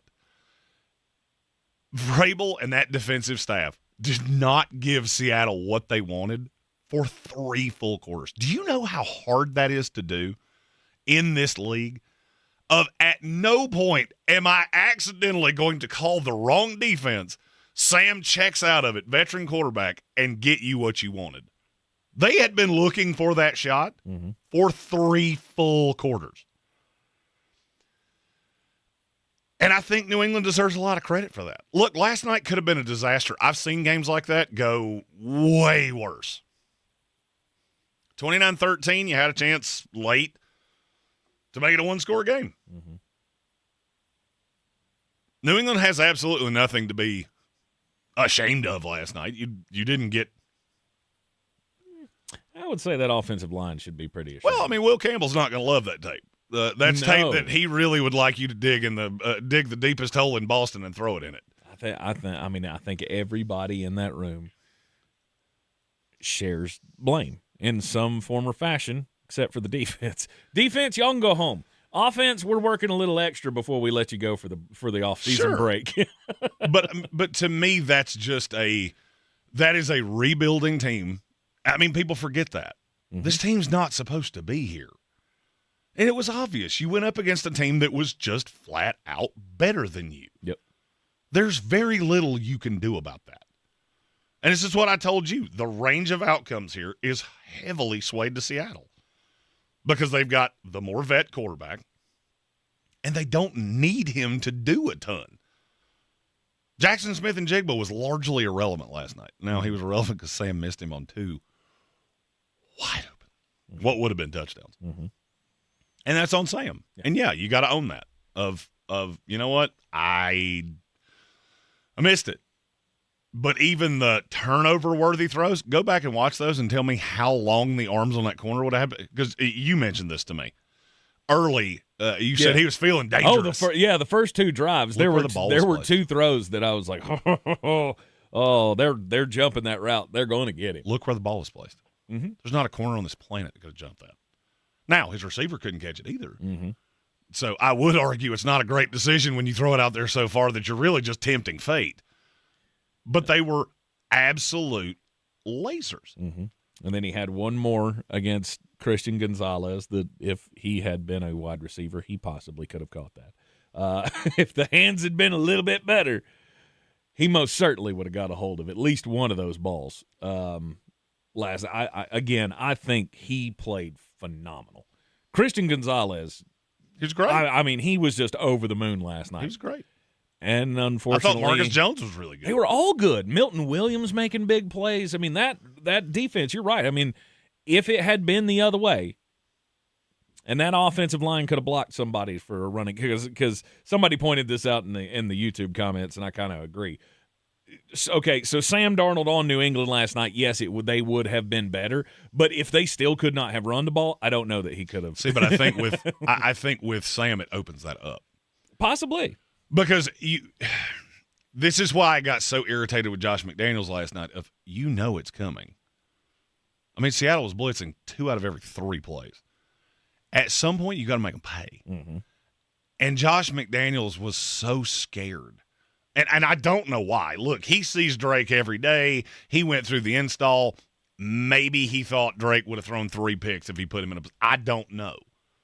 I'm not working with the kid every day. Now, I have watched every pass the kid's ever thrown for 6 years now. At some point, you've either got to use his ability to move, or you have to use that Seattle the Seattle blitz against him. He never did it. Mm-hmm. He just kept chucking him out there, trying to go 10 to 15 to 20 yards downfield, and by the time Drake gets to the top of that drop back, there's somebody in his face. Mm-hmm. Well, half the time, it was his own offensive lineman getting shoved back into him. He finally did find a little bit of confidence in the fourth quarter Mm-hmm. because he started to run. He started to step up more in the pocket, and you know why? Maybe if what changed in the fourth quarter? What was that? Seattle stopped blitzing. You had to make them do that in the first 3 quarters, and Josh McDaniels never did it. Right. And maybe if they had been able to do that earlier, or if that game had gone on longer, maybe they'd have had a better chance to win it. But and now something that Josh McDaniels is going to have to stare in a mirror and think about all offseason long, I just gave the entire league an absolute playbook on how to beat this kid moving forward. Mm-hmm. So what you just did, you didn't mean to, but you just guaranteed that you're probably going to see 40 to 50% more blitzes than you saw this past year. Because teams are going to go, that's what Seattle did. You know how I know that? Because I watched it happen to Pat Mahomes, too. Mm-hmm. When you played him in the Super Bowl and you hit him 500,000 times, that next year, I believe it was the first 7 weeks of the season, their blitz rate against them went up 37% because teams went, this is the only solution. Now, they had bulked up the offensive line, so it wasn't quite as easy to get to him as it had been in that Super Bowl when you played against him. I also have a percentage, 90%. Josh McDaniels, I want to see you cut 90% of your A-gap runs out of your playbook, please. Or at least out of your game plan against a tough defensive front. Because how many downs were wasted last night? Oh, I mean, especially early on. There were times that Josh McDaniels there was the one where I knew he's in his head. It was 3rd and 5. I want to say this was in the third quarter. It was 3rd and 5, and they run basically a glorified draw to Ramondre Stevenson. I looked at, I think I looked at you, so it might have been the second quarter. I just looked at you and went, what the hell was that? You might as well get that is an insane play call. Mm-hmm. Not even trying for the first down. We have a super chat. Because it's all about the money, money, money. All about the money, money, money. This is something that needs to be mentioned today. It's from Red Sea. It said, crazy what happens when you play a good team. Hey, New England? New England did play a very soft schedule. Mm-hmm. You also, I can only play who's put in front of me. And, yeah, you got into the playoffs and you played Jared Stidham, C.J. Stroud in weather, and Justin Herbert with no tackles. That's who's put in front of you. Mm-hmm. To me, you don't have to apologize for that in any shape, form, or fashion. You came out of the AFC. Oh, you played the weakest schedule and blah, blah, blah, blah. I get it. That's a great talking point for somebody that wants to talk excrement about New England. This is a team that in the preseason, I specifically remember Tank and I looking here going, this schedule's so bad that I think they're going to make the playoffs, even though this team's not built for the playoffs. Mm-hmm. You took a roster that was not built for the playoffs, and you got to the Super Bowl. I don't care who you beat. You had to beat 3 teams that also earned their way here. Injuries happen. The fact the Chargers had no tackles left, I don't care. You beat them and you suffocated them. Mm-hmm. You played in 2 snow globe games, one in Denver. That's in their house. One in your house. You earned the right to play there. I'm not apologizing for that if I'm New England. Now, next year, is the schedule going to get harder? Absolutely. You've got two god-awful teams in your division. Mm-hmm.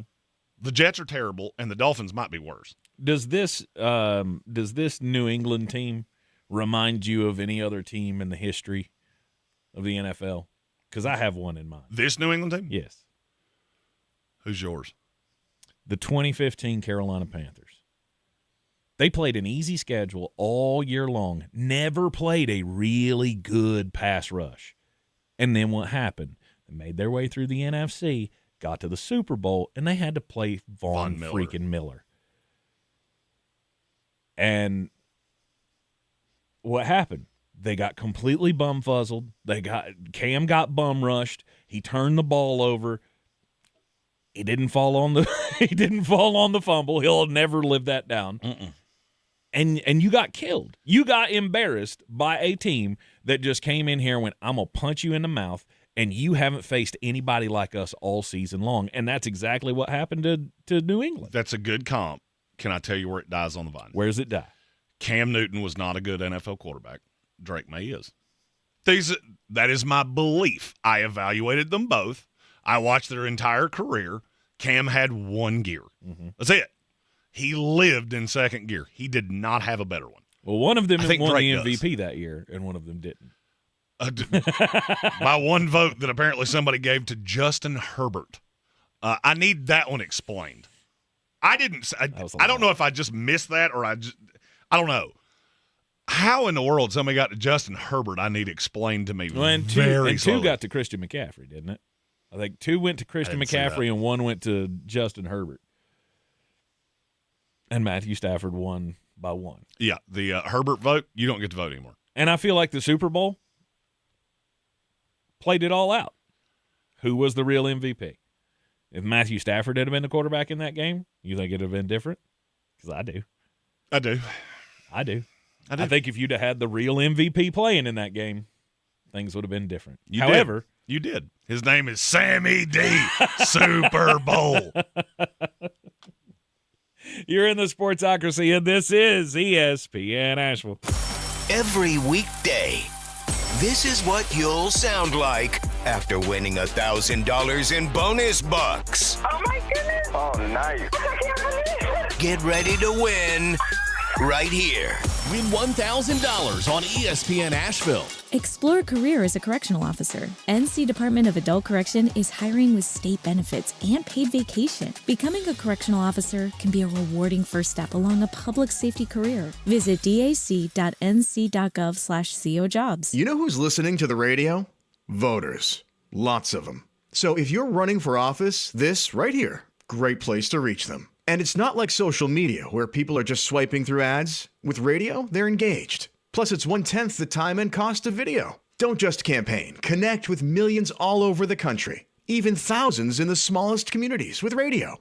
Call now and be on the air in just 48 hours. 844-844-iHeart. That's 844-844-iHeart. This month, iHeartRadio is celebrating the stars of the 2026 Winter Games. Ocala, Florida might seem like an unlikely home for a Winter Olympian, but Erin Jackson is a sprinter in a league of her own. After making history as the first black woman to win an individual Winter Olympic gold medal, she returns to the ice faster than ever. A former inline skater, she dominates the 500-meter sprint with explosive power and arrives in Italy to defend her crown. For more Winter Games gold, search Olympics on the iHeartRadio app. Sure. You know Appalachian Motor Coach is the official shuttle sponsor of the Living the Dream Tailgate Tour. But did you know that they can get you anywhere in style? Weddings, bachelorette parties, corporate gatherings, family reunions, Appalachian Motor Coach makes the ride part of the fun. Luxury seating, climate control, and none of the stress of parking or driving. Appalachian Motor Coach gets you there relaxed, on time, and ready for the party. For more information, visit them at AppalachianMotorCoach.com. Appalachian Motor Coach, the best memories start on the ride. Selling your home? Don't settle for average. Our real estate team at Clarissa Sells WNC and eXp Realty offers Zillow Showcase, an exclusive AI-powered listing experience available to just the top 10% of all listings in our area. With immersive media, cutting-edge design, and elevated marketing, Showcase listings, they go pending quicker and sell for up to $9,000 more than standard listings. Ready to stand out in a crowded market? Give our team a call today, 828-774-6343, because your home deserves the spotlight. This weekend, Bear Smokehouse Barbecue in downtown Asheville has cooked up a big party for Mardi Gras. Friday night, get your whole crew together, especially the kids, for a big screen showing of The Princess and the Frog with popcorn, a s'more station, and a hot cocoa bar. Saturday, it's the Bears Bazaar from 11 to 3 with local vendors, music, and great food. And then Sunday, rise and shine with breakfast specials and live music before the Mardi Gras parade. Mardi Gras weekend at Bears Smokehouse Barbecue, downtown Asheville. More details at bearsbbq.com. At Ingles, whether we're celebrating Friday night rivals, televising college basketball games, bringing the Fan Fest to semi-pro soccer, or taking you out to the ball game at your minor league park, it's all in the bag. Ingles, low prices, love the savings. Do better, be better every day. That's the Parks Promise. Our mission, to improve lives with every interaction. This is JW, General Manager at Parks Ford Hendersonville. Experience the Parks Promise today at parksfordhendersonville.com. That's parksfordhendersonville.com.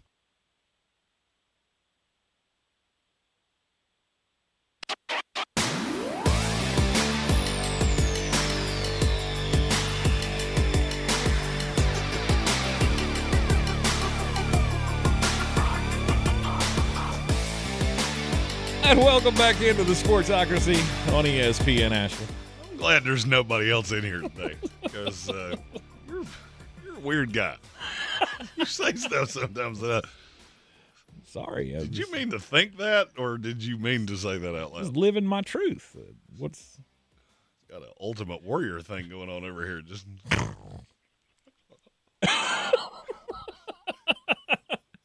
welcome back in to an Overreaction Monday. It is a Super Bowl Monday, which should be a national holiday. Oh, why are we not running on that platform? I look at everybody that's not us, because here's my question: next Monday's President's Day. Mm-hmm. Why can we not do this? Valentine's Day weekend, so you get Valentine's Day on Saturday, Super Bowl on Sunday, boom, off on Monday. Yep, federal holiday. Yep. We need another regular season game. Look, as many turds as you keep trotting out for president, you just find me one guy that runs on that platform, girl, poodle, I don't care. Whichever you just give me one. somebody that says that, and I'm in. What if it was Adam Gase? Would you be on board? Could you vote for Adam Gase on that platform? No, I don't believe I could. No, you couldn't. Jet fan heads exploding everywhere around the league right now with the state of things. Sam Darnold is a Super Bowl champion, as is Leonard Williams. Rob Saleh is back in the NFL as a head coach, and Adam Gase has found himself a job with the Los Angeles Chargers. How'd you get there? Is everybody else sick? Look, he was good in Denver, right? As a coordinator, quarterback's coach. I mean, granted, he did have Peyton Manning before his neck broke, but still, I mean, there was that. Spinal fusion was when he left Indianapolis. Yeah, but then the neck actually broke at the end. Remember how bad he was, and I think I want to say Adam had left before that. And this was during the Demaryius Thomas, Wes Welker, we're breaking all the records. Peyton Manning before the final downfall. I just would love to know when Mike McDaniel came in and he said, I got some ideas of who I want on my offensive staff. When he said, Adam Googly Eyes Gase, how did nobody go? Veto. We're not doing that.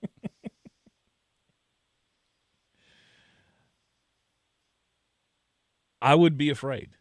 I would be deathly afraid that there's now meth somewhere in my locker room, because it's obvious Adam has done recreational crimes. For me, I have a lot of memes that are now throwbacks that I can.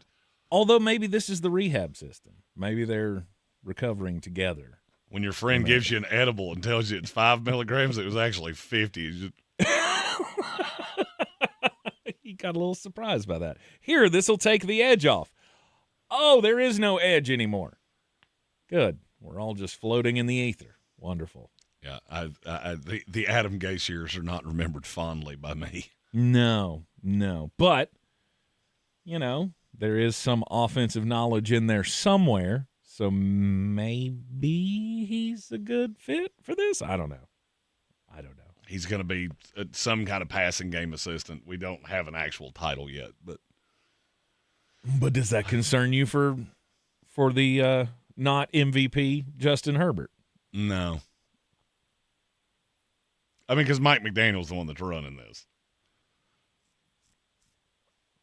Sure. So that doesn't scare you at all? No. I mean, him just being on the staff, I think it's funny. And trust me, I'm going to make plenty of fun of this. Well, it's like a Hall of Fame. It's like the Hall of Fame. He had to wait 5 years, and then they were like, okay, now you can come back. That is the only time in the You know how people say that's the stupidest thing I've ever heard, or that's the funniest thing I've ever heard? That is the only time in the history of the English language that Adam Gase's name and the Hall of Fame have been put in the same sentence. Yes, will ever be adjacent to each other. He was in the Quaaludes Hall of Fame. That's the closest that he has ever come. What's he? I want to know what he's been doing for 5 years. Oh, he was coaching at a high school at one point. I remember that. I think in Alabama. Okay, all right. Was he coaching against Phillip Rivers? Probably. Were they in the same classification? Probably didn't go well. Did they? It definitely didn't. I mean, unless he was the head coach of the state champions, because that was the only team that Phillip Rivers has lost to in the last 2 years. He's only lost 4 games since he's been there, and they've all been to the same damn school. So Adam Gase is back. He's joining the Los Angeles Chargers. Last night in the Super Bowl, did you have a did you have a favorite commercial? I didn't really say. There was one about and you told me that it was Bruce Arians. I didn't know that's who was in it. That was my favorite one. Yeah, the PSA for the prostate checks was just fantastic. Bruce Arians and Rob Gronkowski. Rob, for some reason, brushing a horse in a stable. And then he said, the most important thing I've learned from my coach is to release your tight ends. And then it showed like close-ups of butt cheeks unclenching. And it was like, call your doctor today to get checked for your prostate. It's like, oh. Well, that was quite memorable. He's talking about Dr. Woo-Woo. We don't want no woo-woo. One of the more enjoyable parts of last night was having business manager Megan and my wife sitting right beside each other when the little baby bird Budweiser Clydesdale commercial. Look, I swear to God, and I was actively saying, why am I not recording this as it was happening?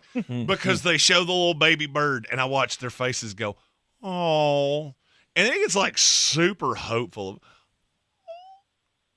And then by the end, it's just this radiance of glowing. Oh yeah! Oh, it's so good. Look, they're best friends, the horse and the eagle. And I kept wanting to say, you know, in the actual animal kingdom, the horse would have eaten that bird. You know that, right? I don't even know if horses do that. They don't do that. They don't. They might. They don't eat birds. They might. It's not how horses work. Depends on how hungry you get. I don't think in the history of time there's ever been a horse that ate a bird, but. I want to Google that, but I don't want to do it off my company computer. He's going to find some I'm scared to death of what that would release my way. Well, my computer has a virus now. Yeah, no. It would probably pop up the little AI chatbot would pop up and go, hey, dumbass, horses don't eat birds. That's not how the food chain works. Gary Burton said horses eat snakes. The only difference between a snake and a bird. Never mind. No good can come from this. Do they eat snakes? Okay. I don't know. I'm not meat. I'm not an animalologist. I don't know what they eat. Clearly. I know which ones of them I eat, but that's the extent of it. But AI will create a picture for you of a bird eating a horse, or that might be even better. Actually, no, that does happen. When vultures eat dead horses all the time. Yeah, get some velociraptor just picking horses out of the field. I want you to do that during the break. We're going to take the bottom of the hour break, and Jeremy is going to come up with AI's version of a horse eating a bird with a very quizzical look on his face, like, Why am I doing this? There's a stack of hay right over there. Plus, he's my friend, and we'll get on television. He's my friend. He's going to ride on my back and turn into a beautiful bald eagle.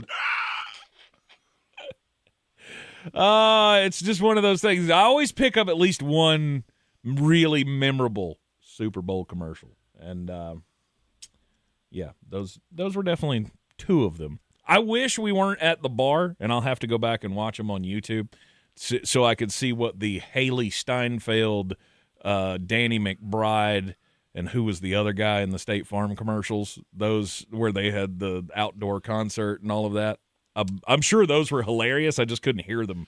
There were two things that I did not get to see last night. I did not get to see the commercials, and I don't care about the halftime show. Mm-hmm. Although I did really enjoy watching people lose their mind on Twitter. Mm-hmm. I did really enjoy that. Right before the break here, Stephen Tao asks for Fat Baby Bald Eagle Tank. To ChatGPT I go! You're in the Sportsocracy, and this is ESPN Asheville. iHeartRadio. Olympics update. The U.S. women's ice hockey team has 2 games left in the preliminary round, starting with a game with Switzerland today. Abby Murphy says they continue to improve after a perfect 2-0 start. Kind of just sinks in, and every single game I think we're just powering through and getting better. The Team USA men's ice hockey team is set to make its debut in Milan on Thursday. They'll be taking on Latvia. For NBC's live coverage from Italy, search Olympics on the free iHeartRadio app. ESPN Asheville. Your mountain weather forecast. Mostly sunny and a little milder for us out here this afternoon. A bigger warm-up for Tuesday. Temperatures here this afternoon climbing all the way up into the low part of the 50s. Down around or below freezing tonight. Sunshine for Tuesday. Clouds begin to increase late in the day. Temperatures tomorrow afternoon reaching highs in the upper 60s. Chance of showers Tuesday night into Wednesday. Cooler Wednesday, mid-50s. Mix of clouds and sunshine Thursday afternoon highs, mid-50s. I'm meteorologist Ken Boone at the Weather Channel. This report is sponsored by Discover. Guess what? Discover's accepted at 99% of places that take credit cards nationwide. You heard right, 99%. If you don't think so, maybe it's time to face facts. You're stuck in the past. Based on the February 2024 Nielsen report, learn more at discover.com/creditcard. I'm Coley Duffy. I'm Cody Ward. And we're the Chainsaw Brothers. Actually, we're cousins. A few days after Helene, we was in the driveway having a couple beers, waiting on the power to come back on. And we heard so many people calling, needing trees removed, and couldn't afford it. So I called my dad to borrow a chainsaw, and over the next few months, we cleared trees for our neighbors. Our business was born out of wanting to help Western North Carolina get back on our feet. We are fully insured and licensed. We keep our promises, meaning if we say we're going to be there, we'll be there. In these parts, we live how we were raised. When you call the Chainsaw Brothers, you're not a customer, you're family. We're good at what we do, and we do it for a reasonable cost. For all your chainsaw needs, call the Chainsaw Brothers. 828-316-1013. Or find us on Facebook. See how we treat our family. Are you still covered up with storm damage and debris? Call us about our daily rates at 828-316-1013. That's 828-316-1013. We're the Chainsaw Brothers, and with our neighbors, we're Western North Carolina strong. ESPN Asheville, broadcasting from the Ingles studio at Radio Ranch. Log on to ESPNAVL.com and make us your #1 preset on the iHeartRadio app. ESPN Asheville, #1 for sports coverage in the mountains. Mountain Graphics and Showtime Sports have teamed up under a new local owner to serve our community with the finest custom apparel and unique branded items at the best price. Mountain Graphics and Showtime Sports can customize whatever you, your team, or your local group may need with high-quality screen printing, embroidery, and laser engraving. Visit mtngraphicsavl.com or showtimesportsavl.com. That's mtngraphicsavl.com or showtimesportsavl.com for your local one-stop custom apparel shops. Clarissa sells WNC as the #1 team in Buncombe County. We have the customer service experience to assist you in achieving your real estate goals. Our team offers something that 90% of listings in our market won't have: Zillow Showcase. Check us out at clarissasellswnc.com. This is J.W. Whitley, General Manager at Parks Ford of Hendersonville. Our value of commitment. Committed to you as our customers and the community that we serve.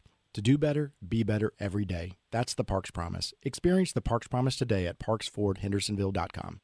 It's time to discover the convenience and time savings of contact-free pickup with Ingles Curbside. Just visit shop.ingles-markets.com or download the app.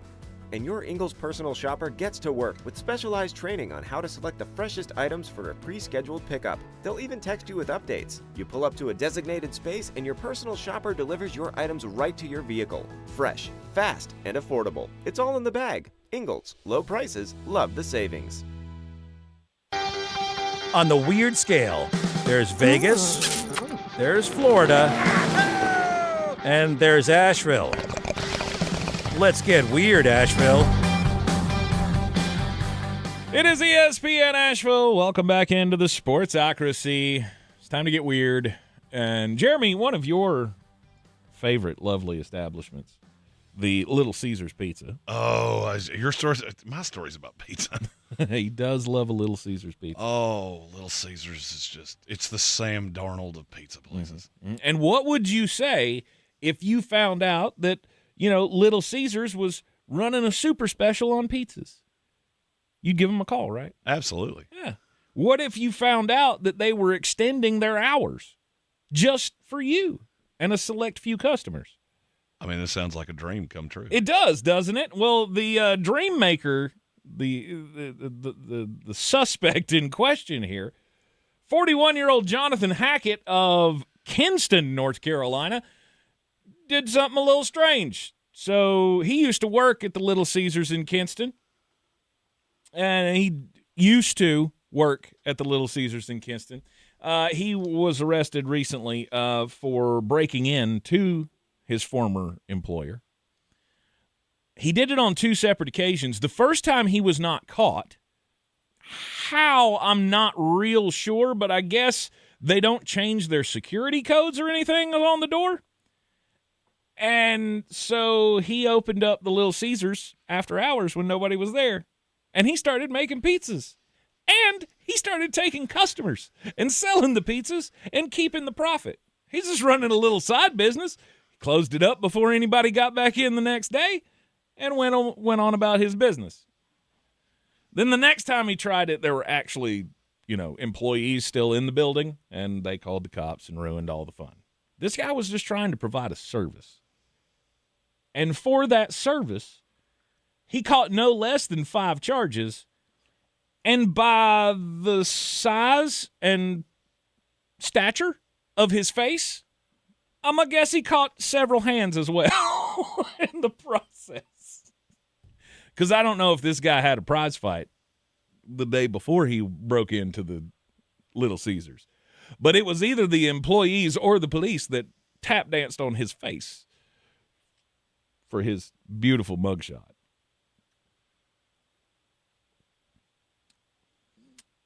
Again, I don't know how you thought you were going to get away with that.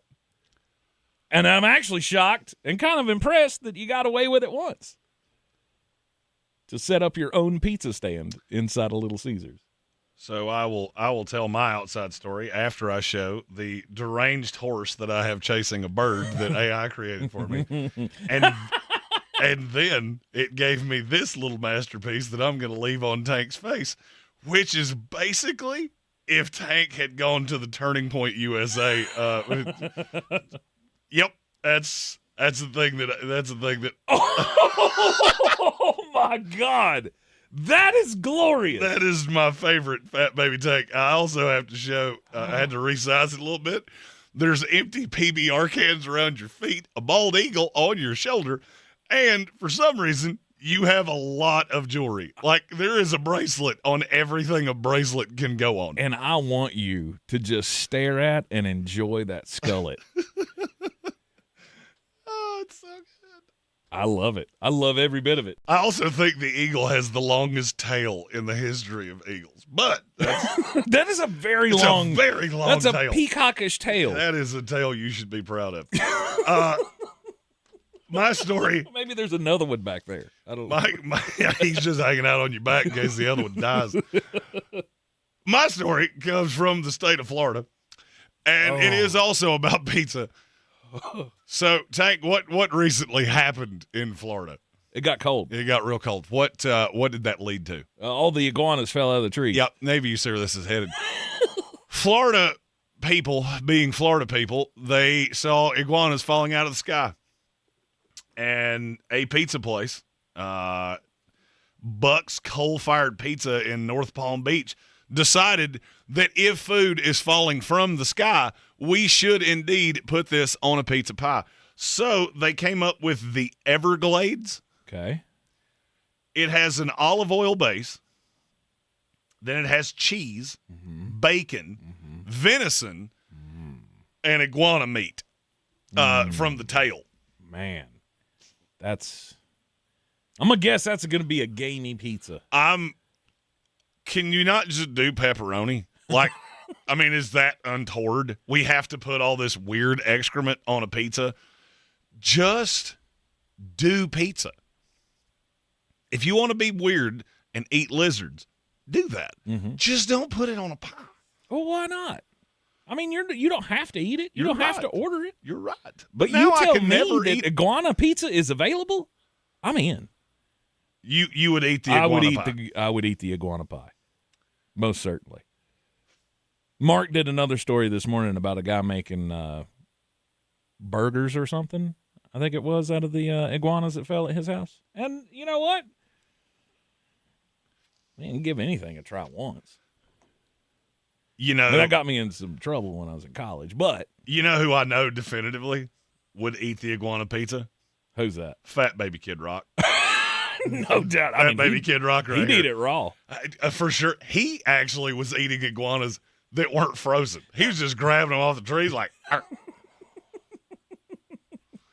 I mean, once you can get through the skin, they're pretty soft. If that's not your profile picture on Facebook for the 4th of July, I don't think we can do this together It's anymore. going to be my Facebook profile picture at midnight on Saturday. Because right now I've got Cupid Baby Tank up there. And Cupid Baby Tank lasts until Valentine's Day. Yeah, but then we've got Tank Leprechaun Fat Baby. And Fat Baby Leprechaun Tank's pretty solid, too. Okay. Have I seen that one? I don't know. I don't know that I've seen that one. That one's pretty good. Pretty good. Yeah, no, I mean, I would be open to eating a lizard. I'll try it once. I could be adventurous that way. Jeremy only likes 4 foods, so we know that chicken nuggets and... Why mess with a good thing? Totino's pizza rolls. Duh. Little Caesars pizza. Fireball. Arby's sandwiches. No, Arby's isn't in my top 20. I'll eat an Arby's sandwich. No, we're going McDonald's cheeseburgers. Sure. Oh, yeah. That's another good one. He just wants it regular. Just don't throw me any strange meats. Nope. Little moo cow, little lettuce, little tomato, some ketchup, mustard, mayonnaise. Done. Don't reinvent stuff. And stop putting truffle on everything. I swear to you, that is my platform, is that we've got to stop putting truffle on everything because it smells horrific. Who got the tots last night? Raider Mike. And he was sitting right beside me, and there is something about the smell of truffle that I'm like, that's not food. It's so delicious. It is awful. Those tater tots are fantastic. And you know what? I get it. The Village Porch does so many wonderful things. I cannot personally do truffle. Oh, it combined White Trash Tank and Leprechaun Tank, and so now we have White Trash Leprechaun Tank, and this is my favorite thing I've ever seen in my life. Oh, God. You got to... Oh, my God. This is... Why are we not funding this? This is what AI should be used for. Making your friends into stupid pictures.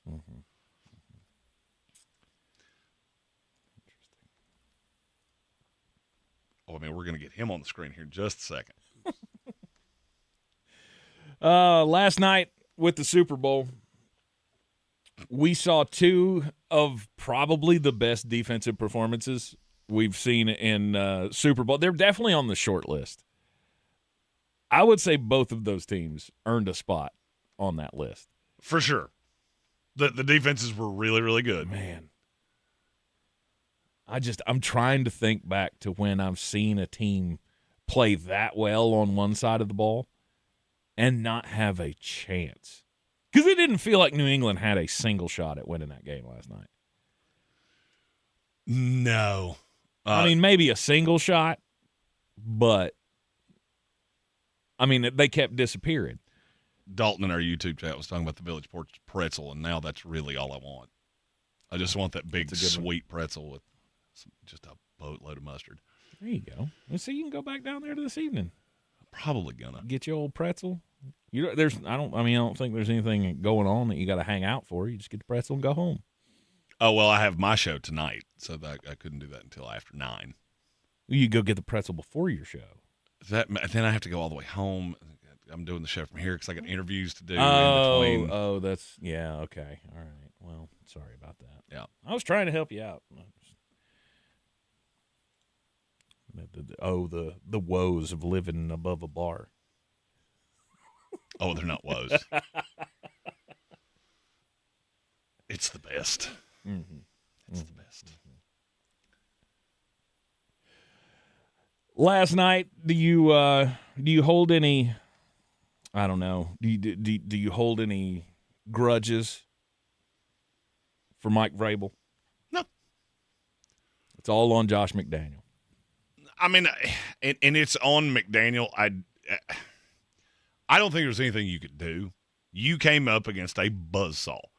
They were better than you, and they had an answer for everything you did. I don't know that there was some secret scroll out there somewhere there's the perfect game plan, and it would have changed the fact that Seattle was going to harass your quarterback. I don't begrudge any of them. Frankly, Mike Vrabel won Coach of the Year, and I agree with that to the highest degree. Because I heard Liam Cohen and I heard Ben Johnson. Both of those teams were better than New England last year. Mm-hmm. Both of them. Now, Jacksonville had some really bad luck, but, I mean, in terms of the brass tacks, that team was more talented than New England. What Mike Vrabel and this entire coaching staff did is insane. And they're set up for another 10 years. I hate to tell you this, New England's not going anywhere anytime soon because that team's young and that team is cheap. Mm-hmm. You got a lot of money to spend, which means you may be able to just cherry pick what you need and fill those holes and move on. You need a number one wide receiver. As evidenced by last night, I feel like you need a left tackle. I don't know if you want to – I mean, at this point, after what you saw last night, does it make any sense for them to give Will Campbell one more shot at the left tackle job next year? No. Not for me. Because if you trot him back out there next year, and I get it, you took him in the top 5. We all knew this was a risk. We talked about it. I still think he could play on the right side.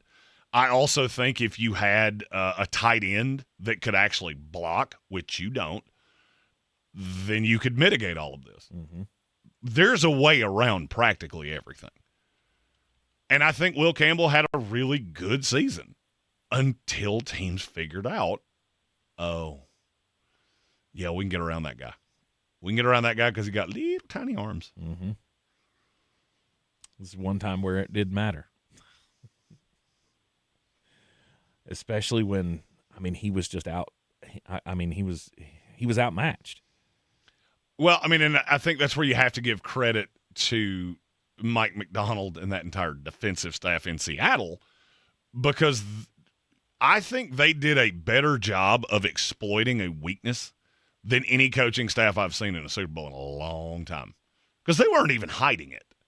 I'm going to make it abundantly clear to you what I am doing. I just know there's nothing you can do to stop it. And I know in my athletic days, there were times that we, depending on the sport, we would come up against an opponent where I just went, there's not really anything I can do to beat you. I remember playing basketball. We played Steph Curry's team from Charlotte. They had 7 guys that played Division I college basketball. Right. I had to guard Steph because he had the most unbelievably fast jumper, and he hit 4 or 5 threes in the first half. So they rolled me out there. Well, as soon as they rolled me out there, all they started doing was dropping the ball down because I was the tallest kid on the team. So, I mean, it's death by 1,000 paper cuts. Every time you make a move, I got 2 more because I have better players than you do. So, and that's how I felt last night. And it did kind of feel like Josh McDaniels just rolled over and died. But I don't know why that was. For me, I would have had to have gone down I'd have had to have gone down on my shield. Like, you're going to carry me out of here. But it'll be, if it's 52-0, then it's 52-0. Right. Because it would eat me alive to look at that last drive they had where they actually scored the touchdown going, why did I not do that earlier? Mm-hmm. Why did I not do that earlier? I mean, how much worse could it have been? We got thoroughly outplayed here. Yeah. I'm also not a moral victories guy. To me, losing by 1 and losing by 70 are the same thing. There is no difference. Yeah, I can't get with you on that one. I can tell you, as somebody that's done it both ways, they feel exactly the same. You walk away from that going, this sucks. Yeah, but is there not a bigger feeling of hopelessness when you get destroyed? No. Really? No. Because, I mean, I feel like there is. Nope. Most gutting loss I've ever had in my life, we got beat in the last 4 seconds. Sure. And I'll be honest with you, I'd rather lost by 70. I would have rather not had that feeling of, we actually got a chance to win this. And then I watch it go in over my head and go, I did that. No, I did that. If I'd have knocked that bad boy in the crowd, we'd be jumping up and down right now. But we're not. Yeah. Losing sucks either way you do it. But, yeah, getting absolutely killed is no fun. And if you had taken shots earlier, would it have gotten out of hand? Would you have had a game where Drake Maye ended up throwing 3 interceptions and maybe 2 of them are pick sixes, and then you're staring in the face of a Tampa Bay versus Oakland kind of a game? What do I care? Yeah. I mean, you got to remember Tampa Bay versus Oakland, they had a 37-year-old MVP quarterback. Yeah, that they did. You got a 22-year-old that you're riding with for the next 15 years, and you know what you learned about him last night? Not a single thing. You didn't learn a thing about him. So if you come into this again, you're going to get the exact same quarterback because he did not push the ball down the field at any point. Seattle backed off, and that's when you started letting him air it out. This is the same thing that happened to John Elway. I don't know if you watched his documentary that's on Netflix. I did not. It's phenomenal. Is it? But he even talked about that, of they let me make the mistakes. Well, then the mistakes got in my head. And so you get to these moments and you get these butterflies in your stomach. I didn't learn anything about Drake Maye last night that I didn't already know. Honestly, okay. I didn't walk away from that and go, oh, yeah, this kid's not as good as I thought he was, or he's going to crater into the rock. I didn't think either of those things. I thought this is a bad game plan where they are trying to protect him. And if you get into this situation again, you are going to have the exact same quarterback. Because it's the old Mike Tyson line. All right, everybody's got a game plan until they get punched in the mouth. Drake Maye got punched in the mouth, but then he just kind of let him keep doing it. Yeah. So there was never I figured this out. Okay, so when I see that corner coming off the edge, and I know they're doing that because I have a short arm left tackle, I've got to step up in the pocket and take off, and that's how I'm going to get him out of it. What he's sitting around doing right now, and I don't know this, I haven't talked to him, but I feel like he's sitting around right now going, he didn't have any faith in me. Josh and that entire offensive staff had no faith in me. I finished second in MVP voting, and they gave me a game plan where I got 10% of what Sam Darnold did. And maybe he gets over that quickly. I don't know. John Elway didn't. Took him 15 years to get over that hump. So that was what bothered me, is that you're treating this kid like he's a finished product. He's not. You get him in a Super Bowl, you get maybe a couple shots of this in a career if you're anybody not named Tom Brady or Pat Mahomes. And I felt like you really just limped in and then limped out. Much the way I do when I eat too much at Bear's Smokehouse Barbecue. I limp anyway because I got this back thing going on.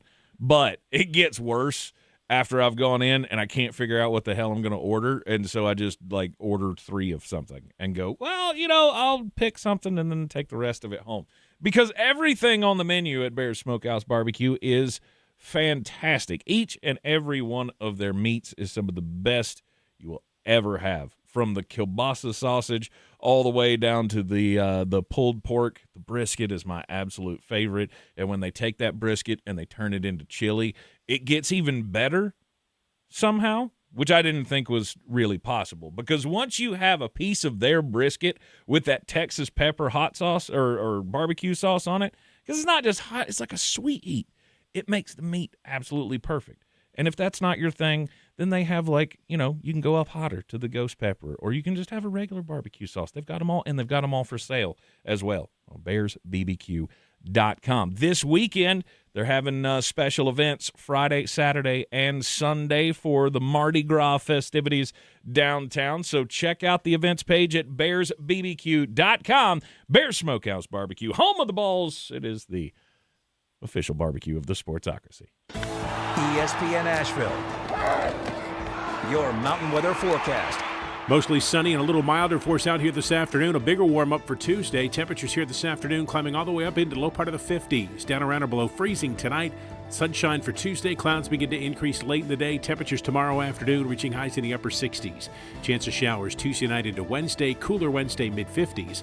Mix of clouds and sunshine Thursday afternoon highs, mid-50s. I'm meteorologist Ken Boone at the Weather Channel. This report is sponsored by Straight Talk Wireless. Every now and then you find a deal that actually feels like a win. With Straight Talk Wireless, you get more and pay less. Now that's a good deal. No contracts, no credit checks, no surprises, all on Verizon's 5G network. Find it in the same place you've always found straightforward prices, exclusively at Walmart and StraightTalk.com. Don't miss the 2026 Ingles SoCon Basketball Championships at the Harris Cherokee Center, Asheville, March 5th through the 9th.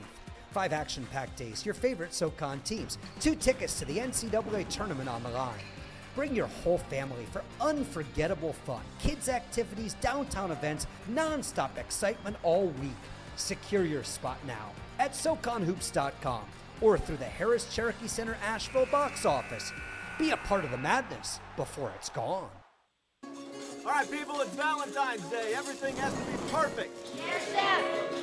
At Ingles, we know that not every Valentine's Day is 4-star perfection, with string quartets and swanky restaurants. My boyfriend bought me flowers. That it's not the money you spend or the elaborate lengths you go to. Happy Valentine's Day! It just has to come from the heart.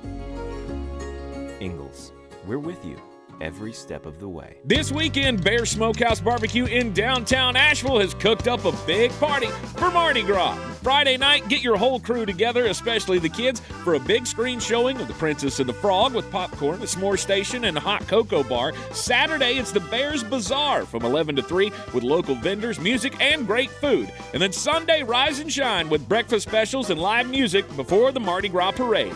Mardi Gras weekend at Bears Smokehouse Barbecue, downtown Asheville. More details at BearsBBQ.com. This is J.W. Whitley, General Manager at Parks Ford of Hendersonville. Our value of commitment. Committed to you as our customers and the community that we serve. To do better, be better every day. That's the Parks Promise. Experience the Parks Promise today at parksfordhendersonville.com. Selling your home? Don't settle for average. Our real estate team at Clarissa Sells WNC and eXp Realty offers Zillow Showcase, an exclusive AI-powered listing experience available to just the top 10% of all listings in our area. With immersive media, cutting-edge design, and elevated marketing, Showcase listings, they go pending quicker and sell for up to $9,000 more than standard listings. Ready to stand out in a crowded market? Give our team a call today, 828-774-6343, because your home deserves the spotlight. All across the Tar Heel stage. Tar Heels on the run. Trimble to the cup, layup, counted in the foul. This is Carolina basketball. Long rainbow three, nothing but net from the rookie. Out to Trimble. He'll try another triple. Counted. The home of the 6-time national champions. Drives and hammers it home. This is your radio home for the Tar Heels. Asheville's home for the Tar Heels is ESPN Asheville. Sure, you know Appalachian Motor Coach is the official shuttle sponsor of the Living the Dream Tailgate Tour. But did you know that they can get you anywhere in style? Weddings, bachelorette parties, corporate gatherings, family reunions, Appalachian Motor Coach makes the ride part of the fun. Luxury seating, climate control, and none of the stress of parking or driving. Appalachian Motor Coach gets you there relaxed, on time, and ready for the party. For more information, visit them at AppalachianMotorCoach.com. Appalachian Motor Coach, the best memories start on the ride. I'm Coley Duffy. I'm Cody Ward. And we're the Chainsaw Brothers. Actually, we're cousins. A few days after Helene, we was in the driveway having a couple beers, waiting on the power to come back on. And we heard so many people calling, needing trees removed, and couldn't afford it. So I called my dad to borrow a chainsaw, and over the next few months, we cleared trees for our neighbors. Our business was born out of wanting to help Western North Carolina get back on our feet. We are fully insured and licensed. We keep our promises, meaning if we say we're going to be there, we'll be there. In these parts, we live how we were raised. When you call the Chainsaw Brothers, you're not a customer, you're family. We're good at what we do, and we do it for a reasonable cost. For all your chainsaw needs, call the Chainsaw Brothers. 828-316-1013. Or find us on Facebook. See how we treat our family. Are you still covered up with storm damage and debris? Call us about our daily rates at 828-316-1013. That's 828-316-1013. We're the Chainsaw Brothers, and with our neighbors, we're Western North Carolina strong. Mountain Graphics and Showtime Sports have teamed up under a new local owner to serve our community with the finest custom apparel and unique branded items at the best price. Mountain Graphics and Showtime Sports can customize whatever you, your team, or your local group may need with high-quality screen printing, embroidery, and laser engraving. Visit mtngraphicsavl.com or showtimesportsavl.com. That's mtngraphicsavl.com or showtimesportsavl.com for your local one-stop custom apparel shops. Asheville's #1 sports station, ESPN Asheville, WPEK, W225CJ Fairview, WMXF Waynesville, an iHeart radio station. Guaranteed human. Now here's your chance to win $1,000. Just enter this nationwide keyword on our website, GOLD. That's GOLD. Enter it now. Your chance to win is at ESPNAVL.com. Good luck. Live from the England studio. I can't wait to play with myself every day. The Sportsocracy. Damn the devil to hell! Let the big dog eat! Let him on the field! Come get you some of this. Fire them cannons! By golly, put more powder in those things. He couldn't take any more disappointment. Oh my God. The Jets killed him.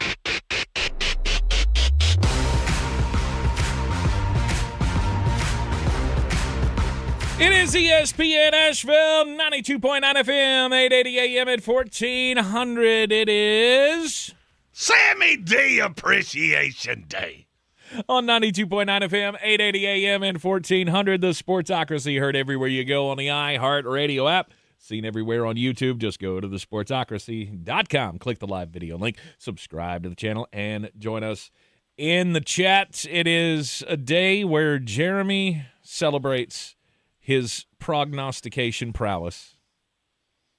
In all of my years of being right, I have never been righter than I was about Sam Darnold. Yes, we will give you that one. Sammy D goes from seeing ghosts in New York to seeing championships in his hand. Yep. What up?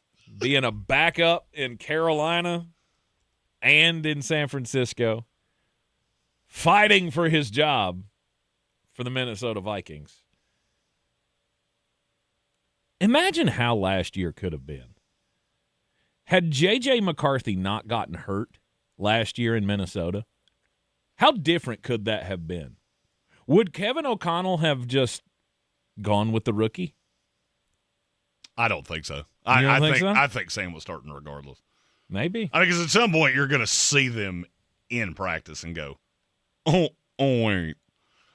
One of these guys looks like an NFL quarterback, and one of them is J.J. McCarthy. Maybe you do. But how long would we have played that game? Back and forth between Sam and J.J. You got to give the #1 pick a chance. How many games would they have blown? They certainly wouldn't have been 14-3. No. The Minnesota Vikings might have made the playoffs if they dared to play that game. I'm not saying they would have.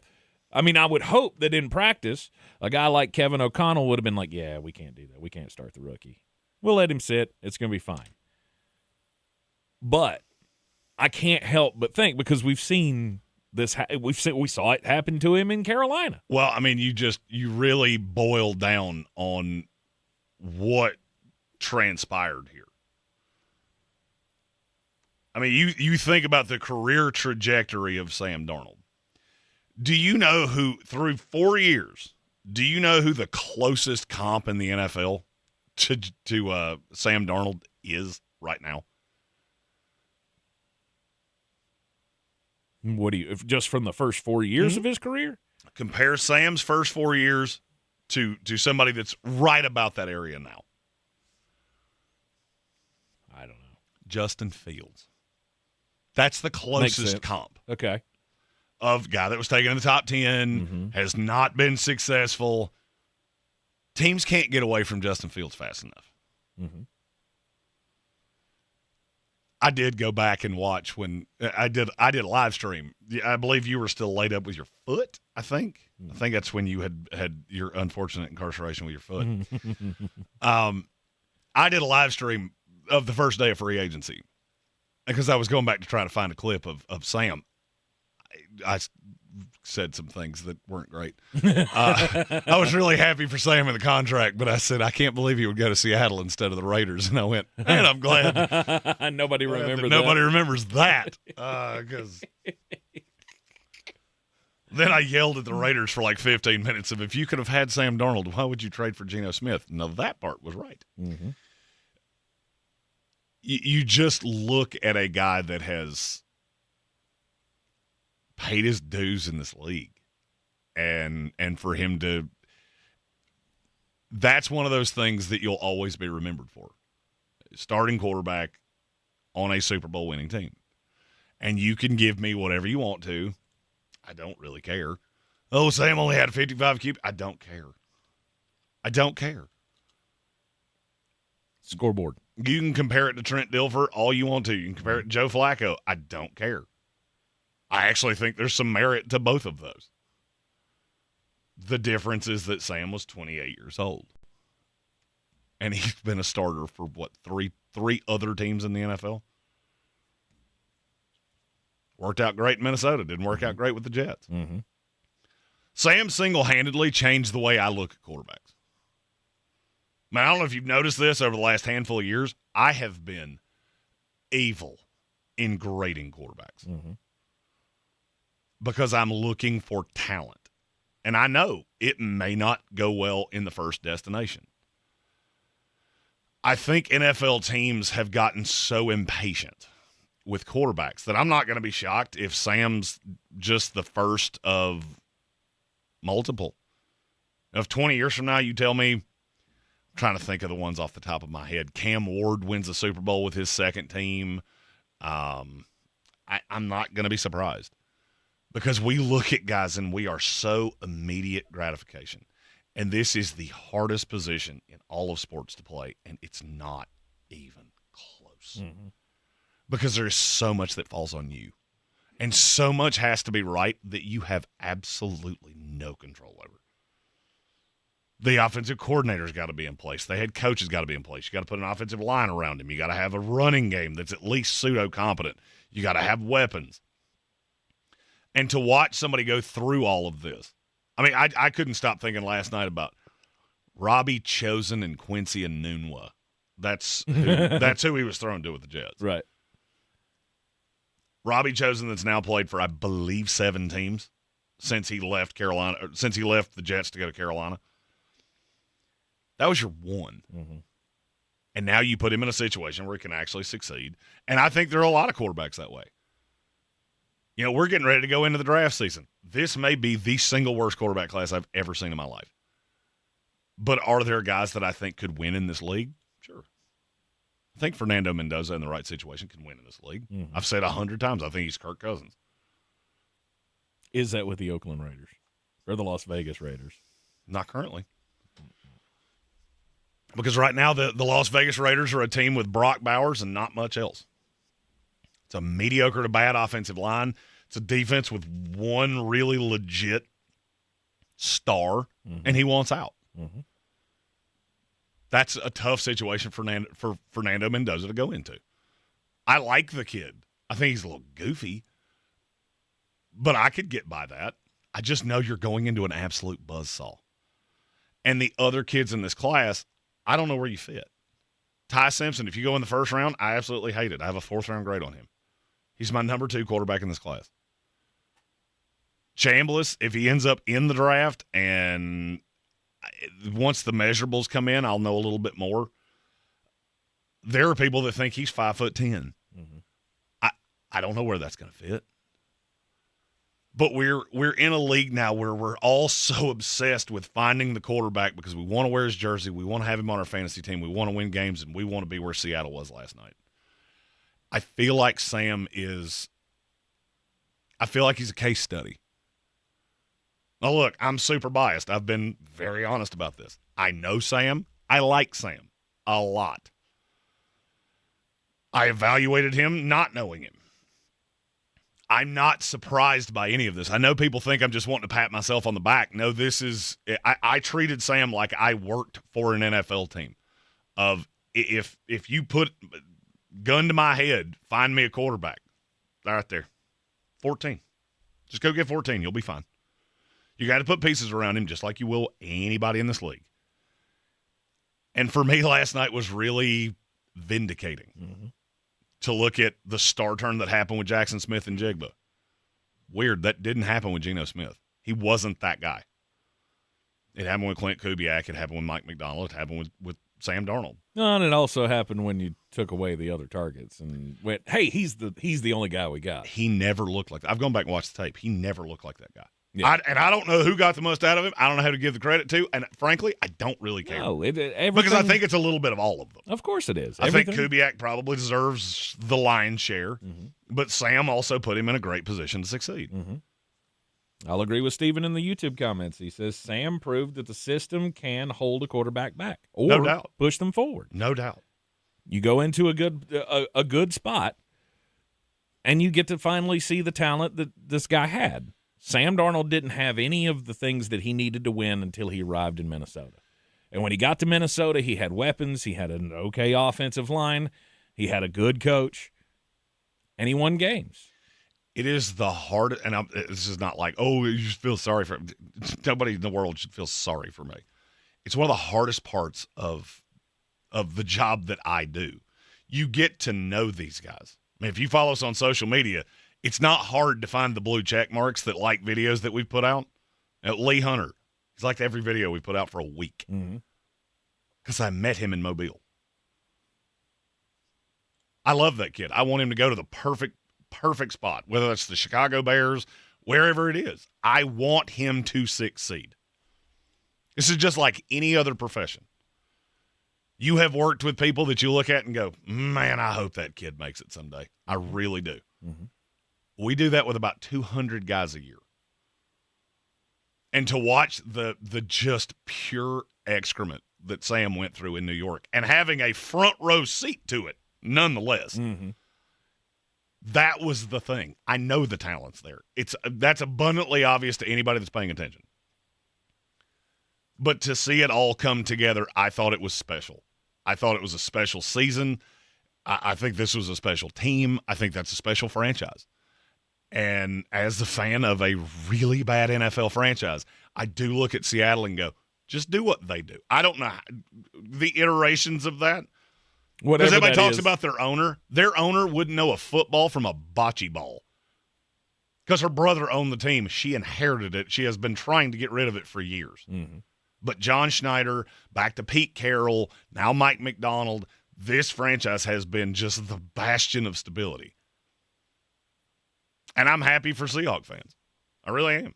I'm happy for New England fans. And I'm a Jets fan. And now you're getting ready to get new ownership. Yeah.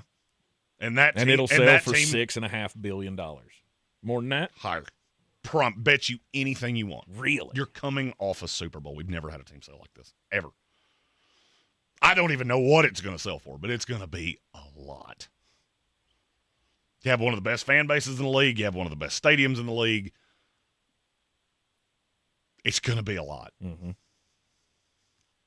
That it will. You want to do a daily draft today? We can do a daily draft. We do a stock up, stock down from the Super Bowl last week. I'm good for that. Yeah, let's do that. We'll take a quick break here on ESPN Asheville.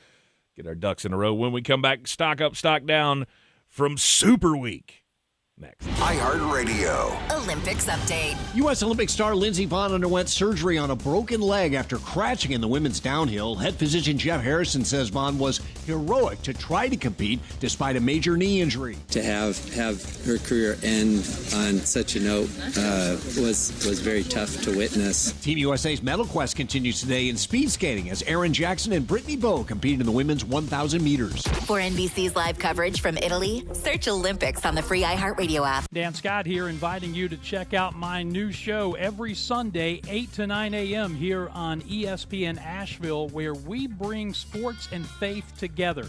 The Dan Scott Show, 8 a.m. Sundays on ESPN Asheville. Don't you wish your life came with a warning app? That dog does not want to be petted. Well, life doesn't always give you time to change the outcome, but prediabetes does. Take the 1-minute test today at doihaveprediabetes.org. Brought to you by the Ad Council and its prediabetes awareness partners. Are you prepared for an emergency or disaster? Because it's not a matter of if, but when. Don't find yourself saying, I'll trust water bottles and a flashlight to save the day, but I'll be proved wrong. With a tornado approaching, I'll realize that I lack a wheelchair-accessible shelter.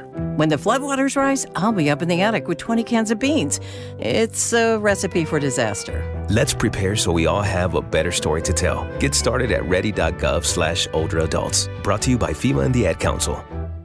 This month, iHeartRadio is celebrating the stars of the 2026 Winter Games. A legend from Sun Valley, Idaho, Hillary Knight is the ultimate captain of Team USA. Entering her record-breaking 5th Olympic Games, the veteran forward continues to be a scoring machine and physical force on the ice. With a resume already packed with gold and silver, she leads a hungry squad into Milano Cortina. Knight laces up her skates with one goal in mind, bringing the gold medal back home. For more Winter Games gold, search Olympics on the iHeartRadio app. Selling your home? Don't settle for average. Our real estate team at Clarissa Sells WNC and eXp Realty offers Zillow Showcase, an exclusive AI-powered listing experience available to just the top 10% of all listings in our area. With immersive media, cutting-edge design, and elevated marketing, Showcase listings, they go pending quicker and sell for up to $9,000 more than standard listings. Ready to stand out in a crowded market? Give our team a call today, 828-774-6343, because your home deserves the spotlight. This weekend, Bear Smokehouse Barbecue in downtown Asheville has cooked up a big party for Mardi Gras.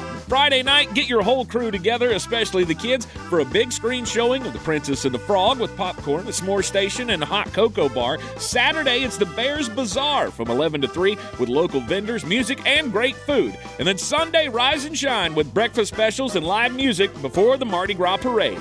Mardi Gras weekend at Bears Smokehouse Barbecue, downtown Asheville. More details at bearsbbq.com. At Ingles Weather, we're celebrating Friday night rivals, televising college basketball games, bringing the Fan Fest to semi-pro soccer, or taking you out to the ball game at your minor league park. It's all in the bag. Ingles, low prices, love the savings. Do better, be better every day. That's the Parks Promise. Our mission, to improve lives with every interaction. This is JW, General Manager at Parks Ford Hendersonville. Experience the Parks Promise today at parksfordhendersonville.com. That's parksfordhendersonville.com. ESPN Asheville, your mountain weather forecast. Mostly sunny and a little milder for us out here this afternoon. A bigger warm-up for Tuesday. Temperatures here this afternoon climbing all the way up into the low part of the 50s. Down around or below freezing tonight. Sunshine for Tuesday. Clouds begin to increase late in the day. Temperatures tomorrow afternoon reaching highs in the upper 60s. Chance of showers Tuesday night into Wednesday. Cooler Wednesday, mid-50s. Mix of clouds and sunshine Thursday afternoon highs, mid-50s. I'm meteorologist Ken Boone at the Weather Channel. This report sponsored by the experts at Howard Hanna Beverly Hanks Real Estate, the real estate leader in Western North Carolina. Howard Hanna Beverly Hanks Real Estate is not like other real estate companies. They're built differently. As the #1 family-owned real estate company in the U.S., proven expertise and personalized service delivers results. Let them show you how at Howard Hanna Beverly Hanks.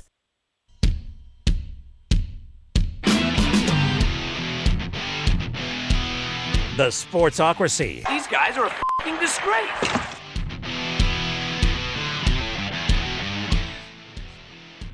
It is ESPN Asheville. Welcome back in. Second verse, same as first. That's right. Gotta remember to turn the mic on. It is an overreaction Monday after Super Bowl 60. Stock up, stock down. Usually what we do on a Monday, so We'll keep the tradition alive. Stock up, stock down from the Super Bowl. The number one pick.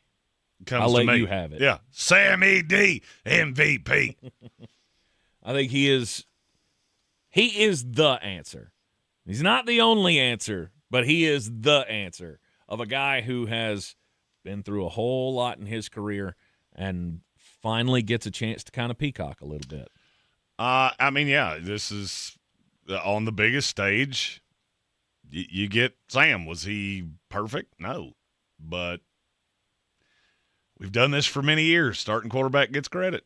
And now he's got 10 years to win another one and put himself in super rare air. Mm-hmm. My number one's Kenny Walker. He made himself quite a bit of money. And I feel bad for him because Kenneth Walker is not a guy who likes to talk. He's not a guy who likes to be the center of attention. And last night, in front of everybody, he was the guy. He was the center of attention. You're the Super Bowl MVP. And everything I've heard about Kenny Walker, he does not relish those moments. But good for him, he earned it. He's a free agent this year, so the question will be, how much does that help him on the free agent market? Will that get him the 10, 11, 12, 13 million dollars that top tier of running backs, that's the surface that they scratch? So will somebody give that to him? I'll say he settles. That Jonathan Taylor deal's the one that's screaming at me, just somewhere right around that $14 million range. Mm-hmm. Saquon got 20.5. He ain't getting 20.5. No. McCaffrey got 19. He ain't getting 19. Nope. Derrick Henry's at 15, and the salary cap did go up more than we thought it would. I'll say he fits it. James Cook got 12, so I'll say it's between 12 and 14, somewhere in there. And I think it's back with Seattle. Yep. Seattle's got a lot of free agents on this team. I think Maffei's up. I believe that's right. Maffei's up. Walker's up. Reek Woolen's up. Reek Woolen is not getting re-signed by this team.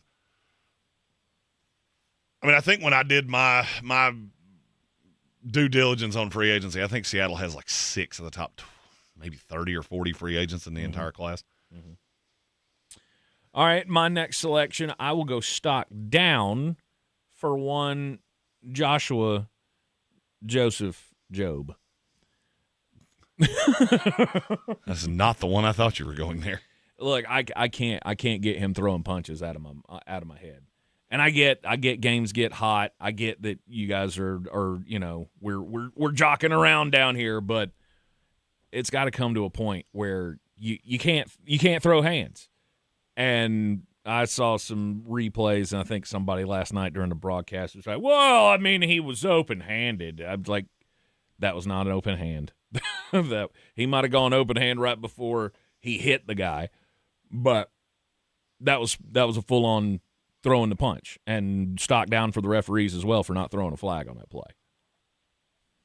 I'm fine.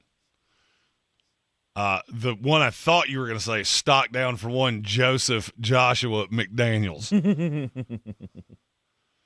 Your game plan was bad. It was just bad. That's all there is to it. And I think this one's going to sit hard on him, because I can tie a lot of this back to him of it was rudimentary and it just didn't work. But that's really one of the only stock downs that I have. Because I look at New England and go, you should be so happy that you were here that the result didn't matter. You have a full playoff run. Now you have a quarterback that we can never say that thing we say about Josh Allen, that we say about Lamar Jackson. Well, he's never been there. Drake has. No, he didn't win, but he's been here. Mm-hmm. And that's going to be an advantage in a hyper-competitive AFC, where you have a lot of really good quarterbacks, and he's trying to plant his flag in that. But I think Josh McDaniels did himself absolutely no favors. We have a member chat that we need to get to that we did not get to in the previous segment. It's from our buddy Colin, who's one of the show G's. He is back in the House of Reprehensibles, which any of you can join for the low, low price of a price. I don't know what that price is because I don't remember. Is it $2? I think it's $2.99. I think it's $2. I think it's $2.99. Actually, I think it's $1.99. It might be $1.99. I don't know. I should probably look at that. I also don't know where to go to look at that. So, set that up a long time ago. Yeah, it's been a while. But we're always glad to have Colin here. Colin says it's $2.99. Okay. There you go. Boom. I think that was the lowest I could physically say it, if I recall. All right, and then? I'm going to stock up Mike Macdonald. I know Stephen Towle is one of the most dialed-in Ravens fans I know, and he has said for a long time, we had the next coach on the staff and we let him walk away. Mm-hmm. And for a long time I thought, did you though? Because I just didn't know much about him. He's very quiet. You know, I've seen him at the Combine 2 years in a row. I don't even remember what he sounds like when he talks. He is one of the most unassuming guys I've ever met in my life. Mm-hmm. But he's just really bright, and he's a really good coach. And now, you know, the same thing we said about Sam works for the head coach too. You know, you win a Super Bowl, that kind of changes the way you're viewed for an extended period of time. And he's still a young guy. Mm-hmm. Stock up for Mike Macdonald. So stock down for Josh McD, stock up for Mike McD. Correct. I like it. Okay.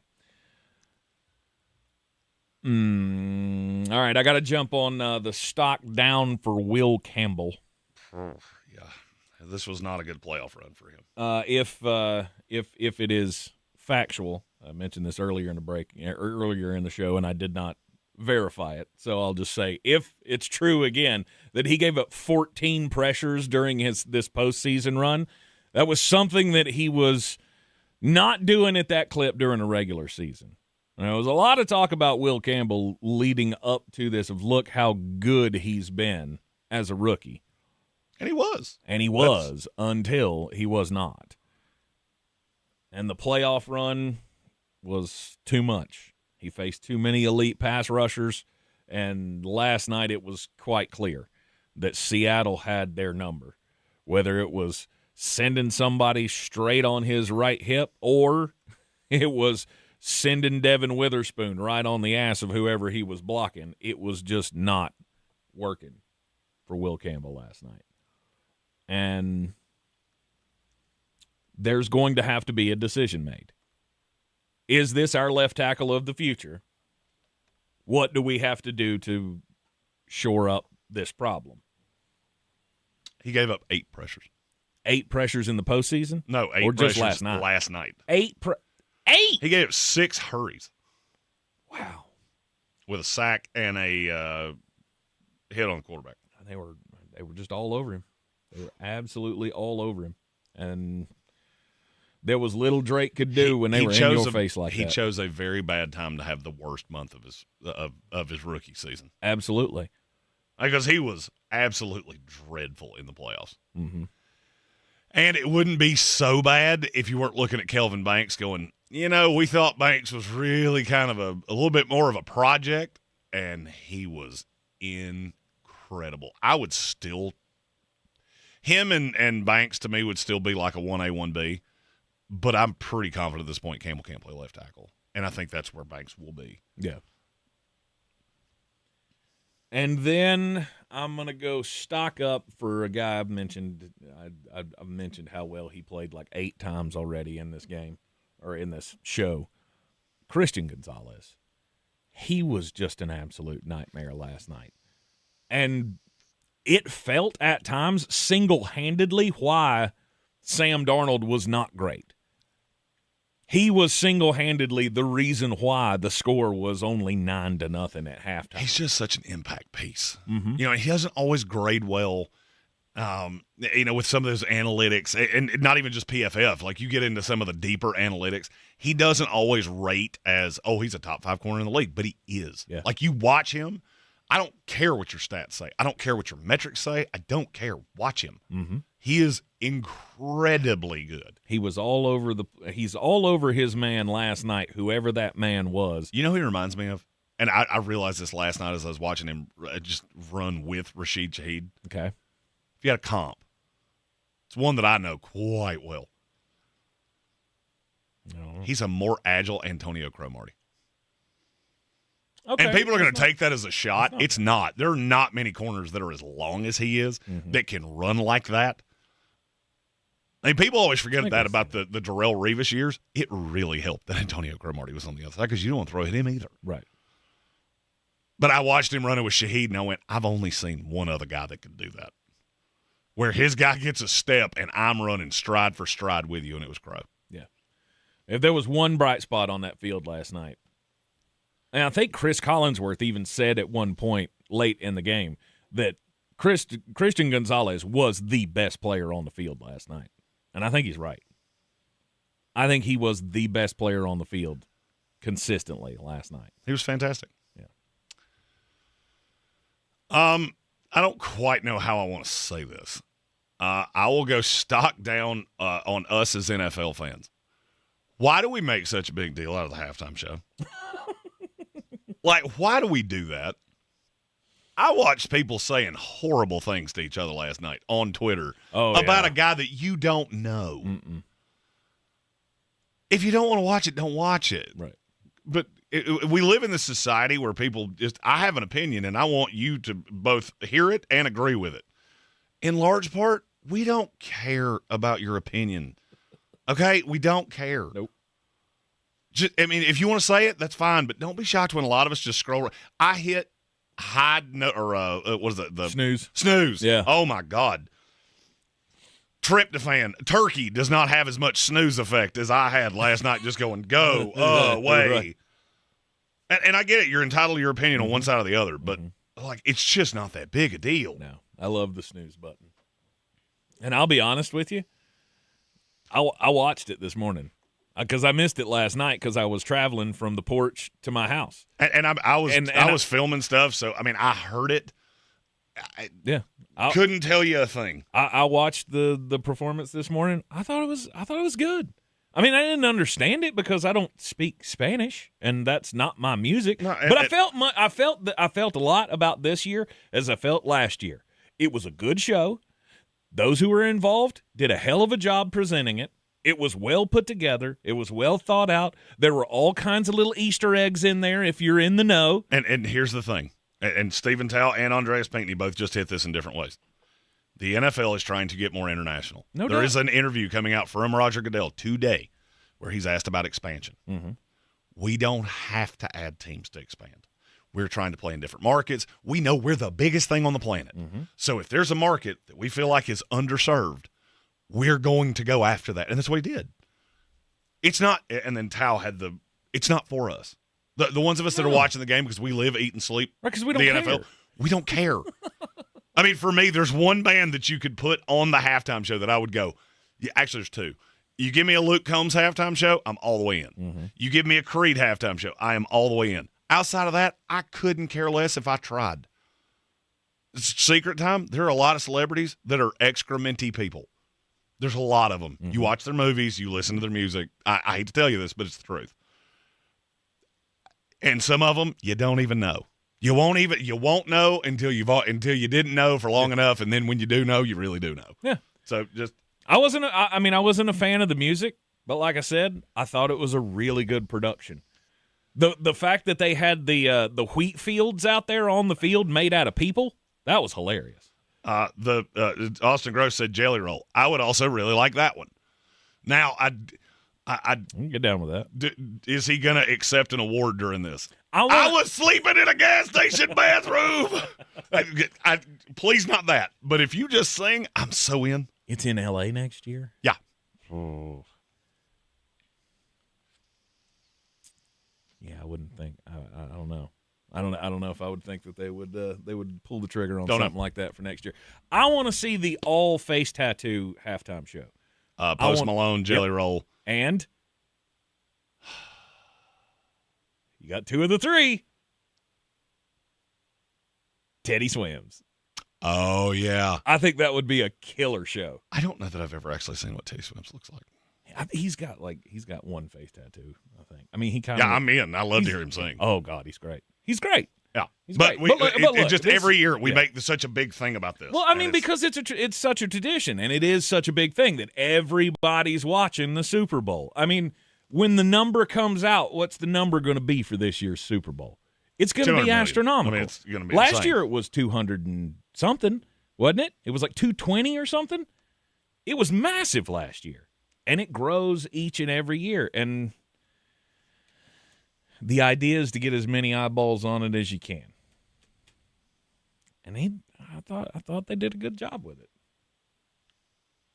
My favorite part was when they were dancing on the exploding power lines, like a great shot to the falling apart electrical grid of Puerto Rico. I thought it was brilliant. Average viewers last year was 127.7. Really? I thought it was much average halftime. 200 million would be almost impossible.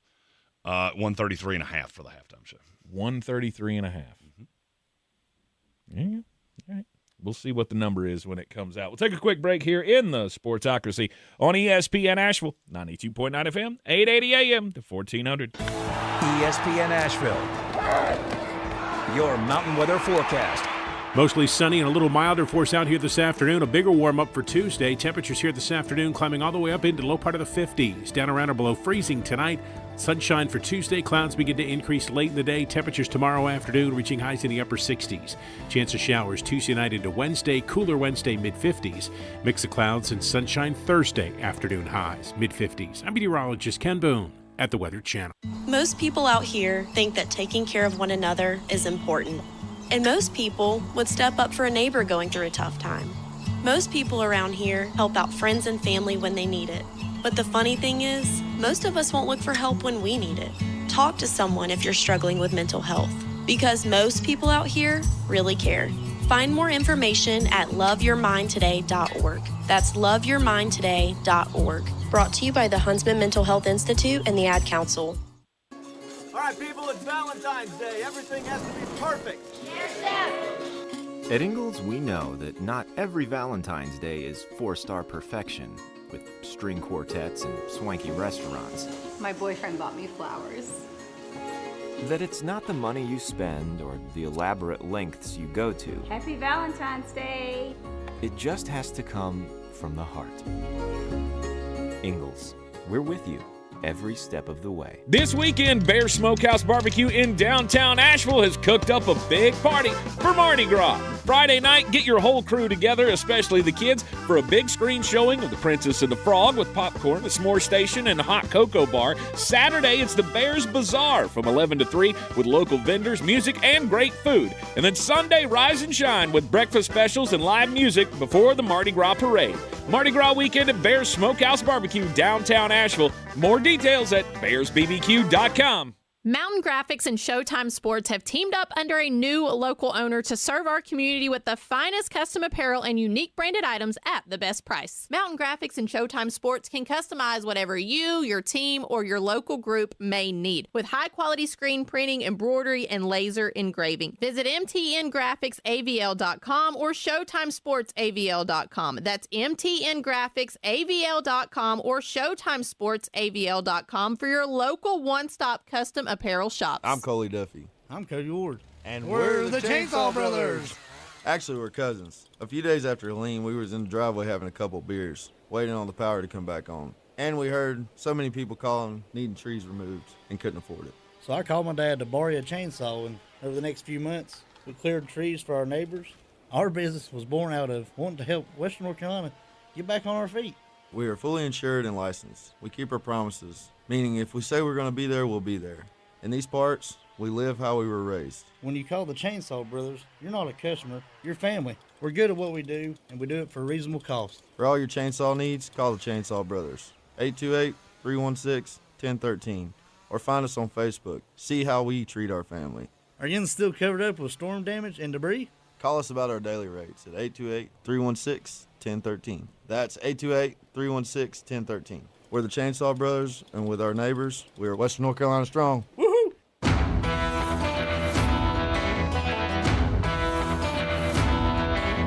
The Sportsocracy. What are you people? On dope?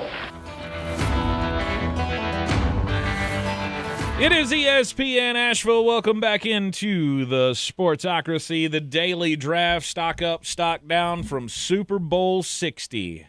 Last night in Santa Clara, California, the Seattle Seahawks get the 29-13 win over the New England Patriots. And so far, Jeremy got to go first, so he got Sammy D. Sammy D. Super Bowl. Stock up for Sammy D. He went stock down for Josh McDaniel, stock up for Mike Macdonald, stock down for NFL fans who are too concerned about the halftime show.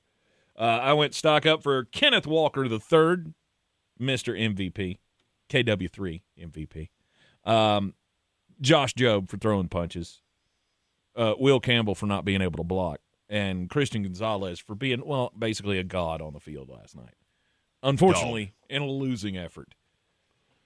So your next selection, sir. We got one left apiece. I will go.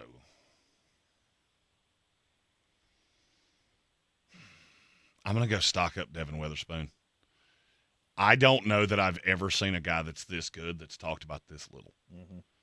And I understand he plays in the slot, he plays on the outside, he plays in a smaller market. That kid is so unbelievably good. I was telling you, in hindsight, I felt sorry that he wasn't the one that scored the defensive touchdown other than Uchenna Nwosu, because he would have been MVP. Could have been. I think it was going to be Walker regardless because he was such a big high percentage of and they didn't have any other running backs. I mean, it was Halani. Mm-hmm. I think Halani had 2 carries, Shaheed had 1, and Sam Darnold had 2. He had 27 carries. Workhorse. Dog. Real good at football. Real good at football. All right, you went stock up for Devin Witherspoon. My final one. Yeah, I'm going off the board here. Because somebody reminded me of the true winner of the commercial wars last night, and it was Xfinity. Xfinity's Jurassic Park commercial was probably one of the best of the night, where they're doing the scene where everything shuts down in the original Jurassic Park movie and there's CGI, so everybody looks like their characters, right? It's the younger Samuel L. Jackson and all of that, and where everything shuts down and the park explodes and the gates open and all hell breaks loose. As soon as the power goes down, the Xfinity guy steps in and goes, oh, you should just plug this in. And he plugs in the little router that hooks everything back up, gets everything back online. And then the rest of the commercial was just, what a lovely weekend this was at Jurassic Park. I will endorse your park, sir. And everybody lived happily ever after. Jeff Goldblum laying in the sun by the pool rather than, hiding in a toilet and trying to get eaten by a Tyrannosaurus Rex. It was nostalgic. It filled a certain hole in all of our hearts. Not mine, because I've never seen Jurassic Park. Gosh. What? He never ceases to amaze me. Nope, never seen not one of them. Never ceases to amaze me. All right, it's time for the most important message of the day. Which is... Don't do crimes! Or, Jeremy, watch more movies. Nah. Most movies are crimes, so I'm good. Mm-hmm. Well, we briefly mentioned it earlier in the show. Today's crime story has to be one, James Pierce. We still don't know all of the facts of what took place on Saturday in South Florida. What we do know is that James Pierce Jr., not a character red flag, apparently, in the run-up to the... I told you all season long, James Pierce Jr. is a character red flag. I love the fact that we could hear your jaw pop as you were mouthing. 100%. That was a good added thing. Yeah. Charges of aggravated battery with a deadly weapon, 2 counts of that, aggravated stalking, and fleeing and eluding police. He fled the scene of a domestic dispute involving his ex-girlfriend, who is Los Angeles Sparks star Rickea Jackson. Is that how you say that name? He allegedly crashed his vehicle into Jackson's and struck a police officer with the vehicle while evading arrest. The incident occurred shortly after Pierce and Jackson ended their relationship. The latter said to police, Pierce repeatedly contacted Jackson up to Saturday's incident despite her blocking his phone number and requesting that he leave her alone. Authorities booked Pierce into the Turner Guilford Knight Correctional Center in Miami-Dade County. He posted $20,500 bond and was released Sunday night with a pretrial condition to stay away and a stay-away order pertaining to Jackson. Heavy penalties if he's convicted. Minimum 5 years in prison. And that is probably an NFL career flushed directly down the toilet. Yep. This kid we heard a lot of, he's immature. Didn't love football. I did not find that he didn't love football. I did hear immature. I hear immature a lot, though. Nothing that I heard in the pre-draft process had anything to do with this. So, just sad. Yep. It's absolutely sad. A kid who had 10.5 sacks this last Sets Falcons season. rookie record. He was damn near defensive rookie of the year, and unfortunately, his career is probably ended now because, somebody's got to be able to get through to these guys. Like, a woman is not worth everything that you could lose. Well, just don't be a creep. That's for me, that is don't be just a cretin. No doubt. Somebody tells you to leave him alone. Leave him alone. Exactly. Not that hard. My story comes from the state of Wisconsin. Sawton, to be exact. I don't know. I've never heard of it either. Sawton. In the summer of 2024, we had the porch pooper. Now we have a serial defecator. But she has been apprehended. Over the last few weeks, there have been excrements that have been happening in city parks. Okay. They're very identifiable because they have some TP right on top. The Sawton Police Department has this thing. Toilet paper, or she built a little teepee? Nope. To put on she top? might have built a teepee. I don't know, but it was a toilet paper. Okay. All right. The Sawton Police Department has drones. And so they decided, we've figured out her area here. Okay. So we're going to use a drone to catch her in the act. So there was a poop perimeter set up. Yes. Okay. There was a perimeter, if you will. They caught her with night vision defecating in the park. And you might think, oh, well, she's homeless. That's the weirdest part. No, she's not. Apparently, she just likes to poo outside. 46-year-old woman, name not released in the story, she was arrested for public defecation and has been told to stay out of the city parks. But don't you have a yard? Don't you have a place where you can go to do that? Well, much like people with their dogs, they want their dog to poo outside. They just don't want them to poo outside in their outside. I want my dog to poo in your outside. But a public park, that's insanity. And these, never mind. I don't understand the want or the need to show people stuff they're not supposed to see. Like that's for you. That's your business. That's your time. We call it your business for a reason. We don't want your business. It's private time. Mm-hmm. Don't do it in public. Kind of like talking on your cell phone. If you want privacy, then don't do it in public. So I feel like it is the time where we have to do the thing that everybody does when you've just beat the horse to death and you've looked at it from every angle. Who's the way too early favorites next year? Seattle has to be at the top of the list as the defending champions. And they're high, but they're not going to be my one. They lose a lot.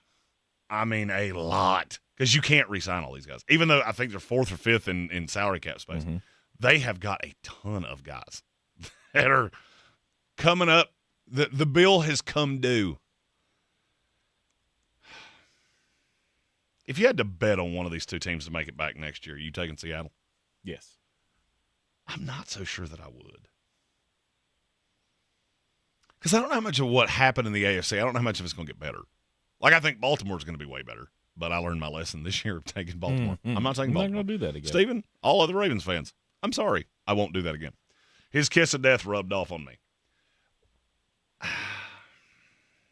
The one I'm stuck on is the Rams. Because I feel like they're setting up for that one last ride. And they're going to have 2 first-round picks. And I could easily see them adding another premium player. I think I'm going Rams. Okay. Because, I mean, they were so close to Seattle this year anyway. And the Rams don't lose hardly anything. Seattle's going to lose something. I just don't know who they're prioritizing. From the AFC side, I'm not going to say it out loud. Just say it. Baltimore. That ain't the one I thought you was going to. Kansas City? Yeah. I'm good. Really? You don't think they're going to retool Kansas, and be a threat again next year? I think Kansas City's getting ready to go into that. You know, New England did this, where they weren't in a Super Bowl for 9 years. There was a big drop-off there in the middle. I think that's where Kansas City's at. You have to nail everything when you have a super expensive quarterback. And I just don't feel like they have. You know, I think Kelsey's going to retire. You've really got Chris Jones on that defensive line, and there's not much else there. And the more I've looked at this, the less and less I think Jeremiah Love's going to get to them at 9. He might. But I also think New Orleans is lurking for him. So I don't know that they're going to look all that different. Plus, you're going to have Pat that's not really able to go through the all-season program. That's going to be difficult. We have a handful of teams that are doing this. Indianapolis with Daniel Jones, Kansas City. That's tough because you've really got to kind of gel on the fly because you didn't have that quarterback around for the summer workouts and things like that. Do you have a dark horse, like a weird team that you really like, but you don't know why? Not that I can think of. A weird team to make it. God, are you going to say the Raiders or something? No. Okay. Please. Although, if you do carry your huevos around in a wheelbarrow, you can get the Raiders at plus 18,000 to win the Super Bowl. Only surpassed by the New York Jets at plus 20,000 and the Miami Dolphins and Arizona Cardinals, who are both plus 25,000. They're both shopping their quarterbacks. We're going to talk about that tomorrow because we start off-season things tomorrow. Football doesn't end for us. We're not talking about the NBA. We're not talking about the Olympics. We know what the business is. We're football guys. We start with Fix the Franchise tomorrow. Excellent. One AFC team, one NFC team every day. And that leads us to the Combine. I math. I learned a book. There you go. No, I don't have a weird team. I mean, obviously, I'll be looking at teams like Detroit, the biggest disappointment of the season. Detroit's plus 1,400. The Philadelphia Eagles. Plus 1,300. I think that's about it for the teams that I feel like are in that elite category. The one that I'm in the NFC. I'm stuck on 2, one in each conference. Okay. Jacksonville and Washington. Washington has become Washington's plus 6,000. That's nanners for a team that was in the NFC Championship game a year ago. Because Jaden's going to come back healthy. They have a very high pick to add a pass rusher. And I think this is going to sound weird. I like both of their hires, even though they're first-timers, as coordinators. Jacksonville has 3 or 4 third-round picks. That team is already really deep. They're going to be even deeper next year. And they don't have Trent Baalke making the picks, so they probably won't take Eric Gentry at 45. Lots of opportunities next season. Trent Baalke is trying to claw his way back in the league just to take Eric Gentry somewhere. Like, he's 6'6" and has like 40-inch arms. I must have him. There were lots of missed opportunities this season, especially last night in the Super Bowl. But despite all those missed opportunities, Seattle Seahawks come out a big winner, 29-13 over the New England Patriots, and we put the 2025 NFL season to bed. We'll be back. Feels good start to put the it to offseason tomorrow. Two teams, our teams, very bad. Mm-hmm. No playoffs. Mm-hmm. I mean, it can't get worse, right? If he'd have said that, I would have hidden in a bunker for the next 365 days. You are in the Sportsocracy. This is ESPN Asheville. See you tomorrow at noon. ESPN Asheville, your mountain weather forecast. Mostly sunny and a little milder for us out here this afternoon. A bigger warm-up for Tuesday. Temperatures here this afternoon climbing all the way up into the low part of the 50s. Down around or below freezing tonight. Sunshine for Tuesday. Clouds begin to increase late in the day. Temperatures tomorrow afternoon reaching highs in the upper 60s. Chance of showers Tuesday night into Wednesday. Cooler Wednesday, mid-50s.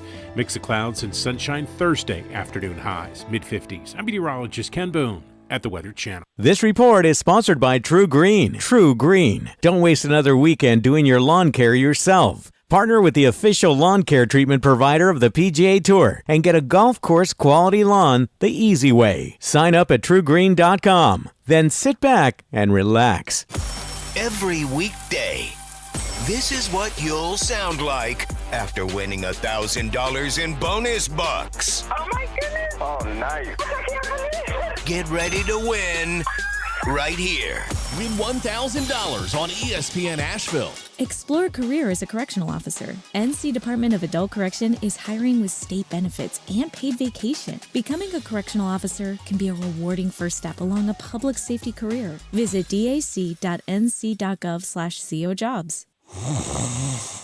Sound familiar? At Mattress Firm, we understand there are many problems that can keep you up at night, like snoring, aches and pains, or sleeping hot. Our sleep experts have the unrivaled know-how to match you with a mattress that can help. And now at Mattress Firm, save up to $700, plus get a free adjustable base with select Sealy Posturepedic mattresses. For the great sleep you deserve, visit Mattress Firm. We make sleep easy. Restrictions apply. See store or website for details.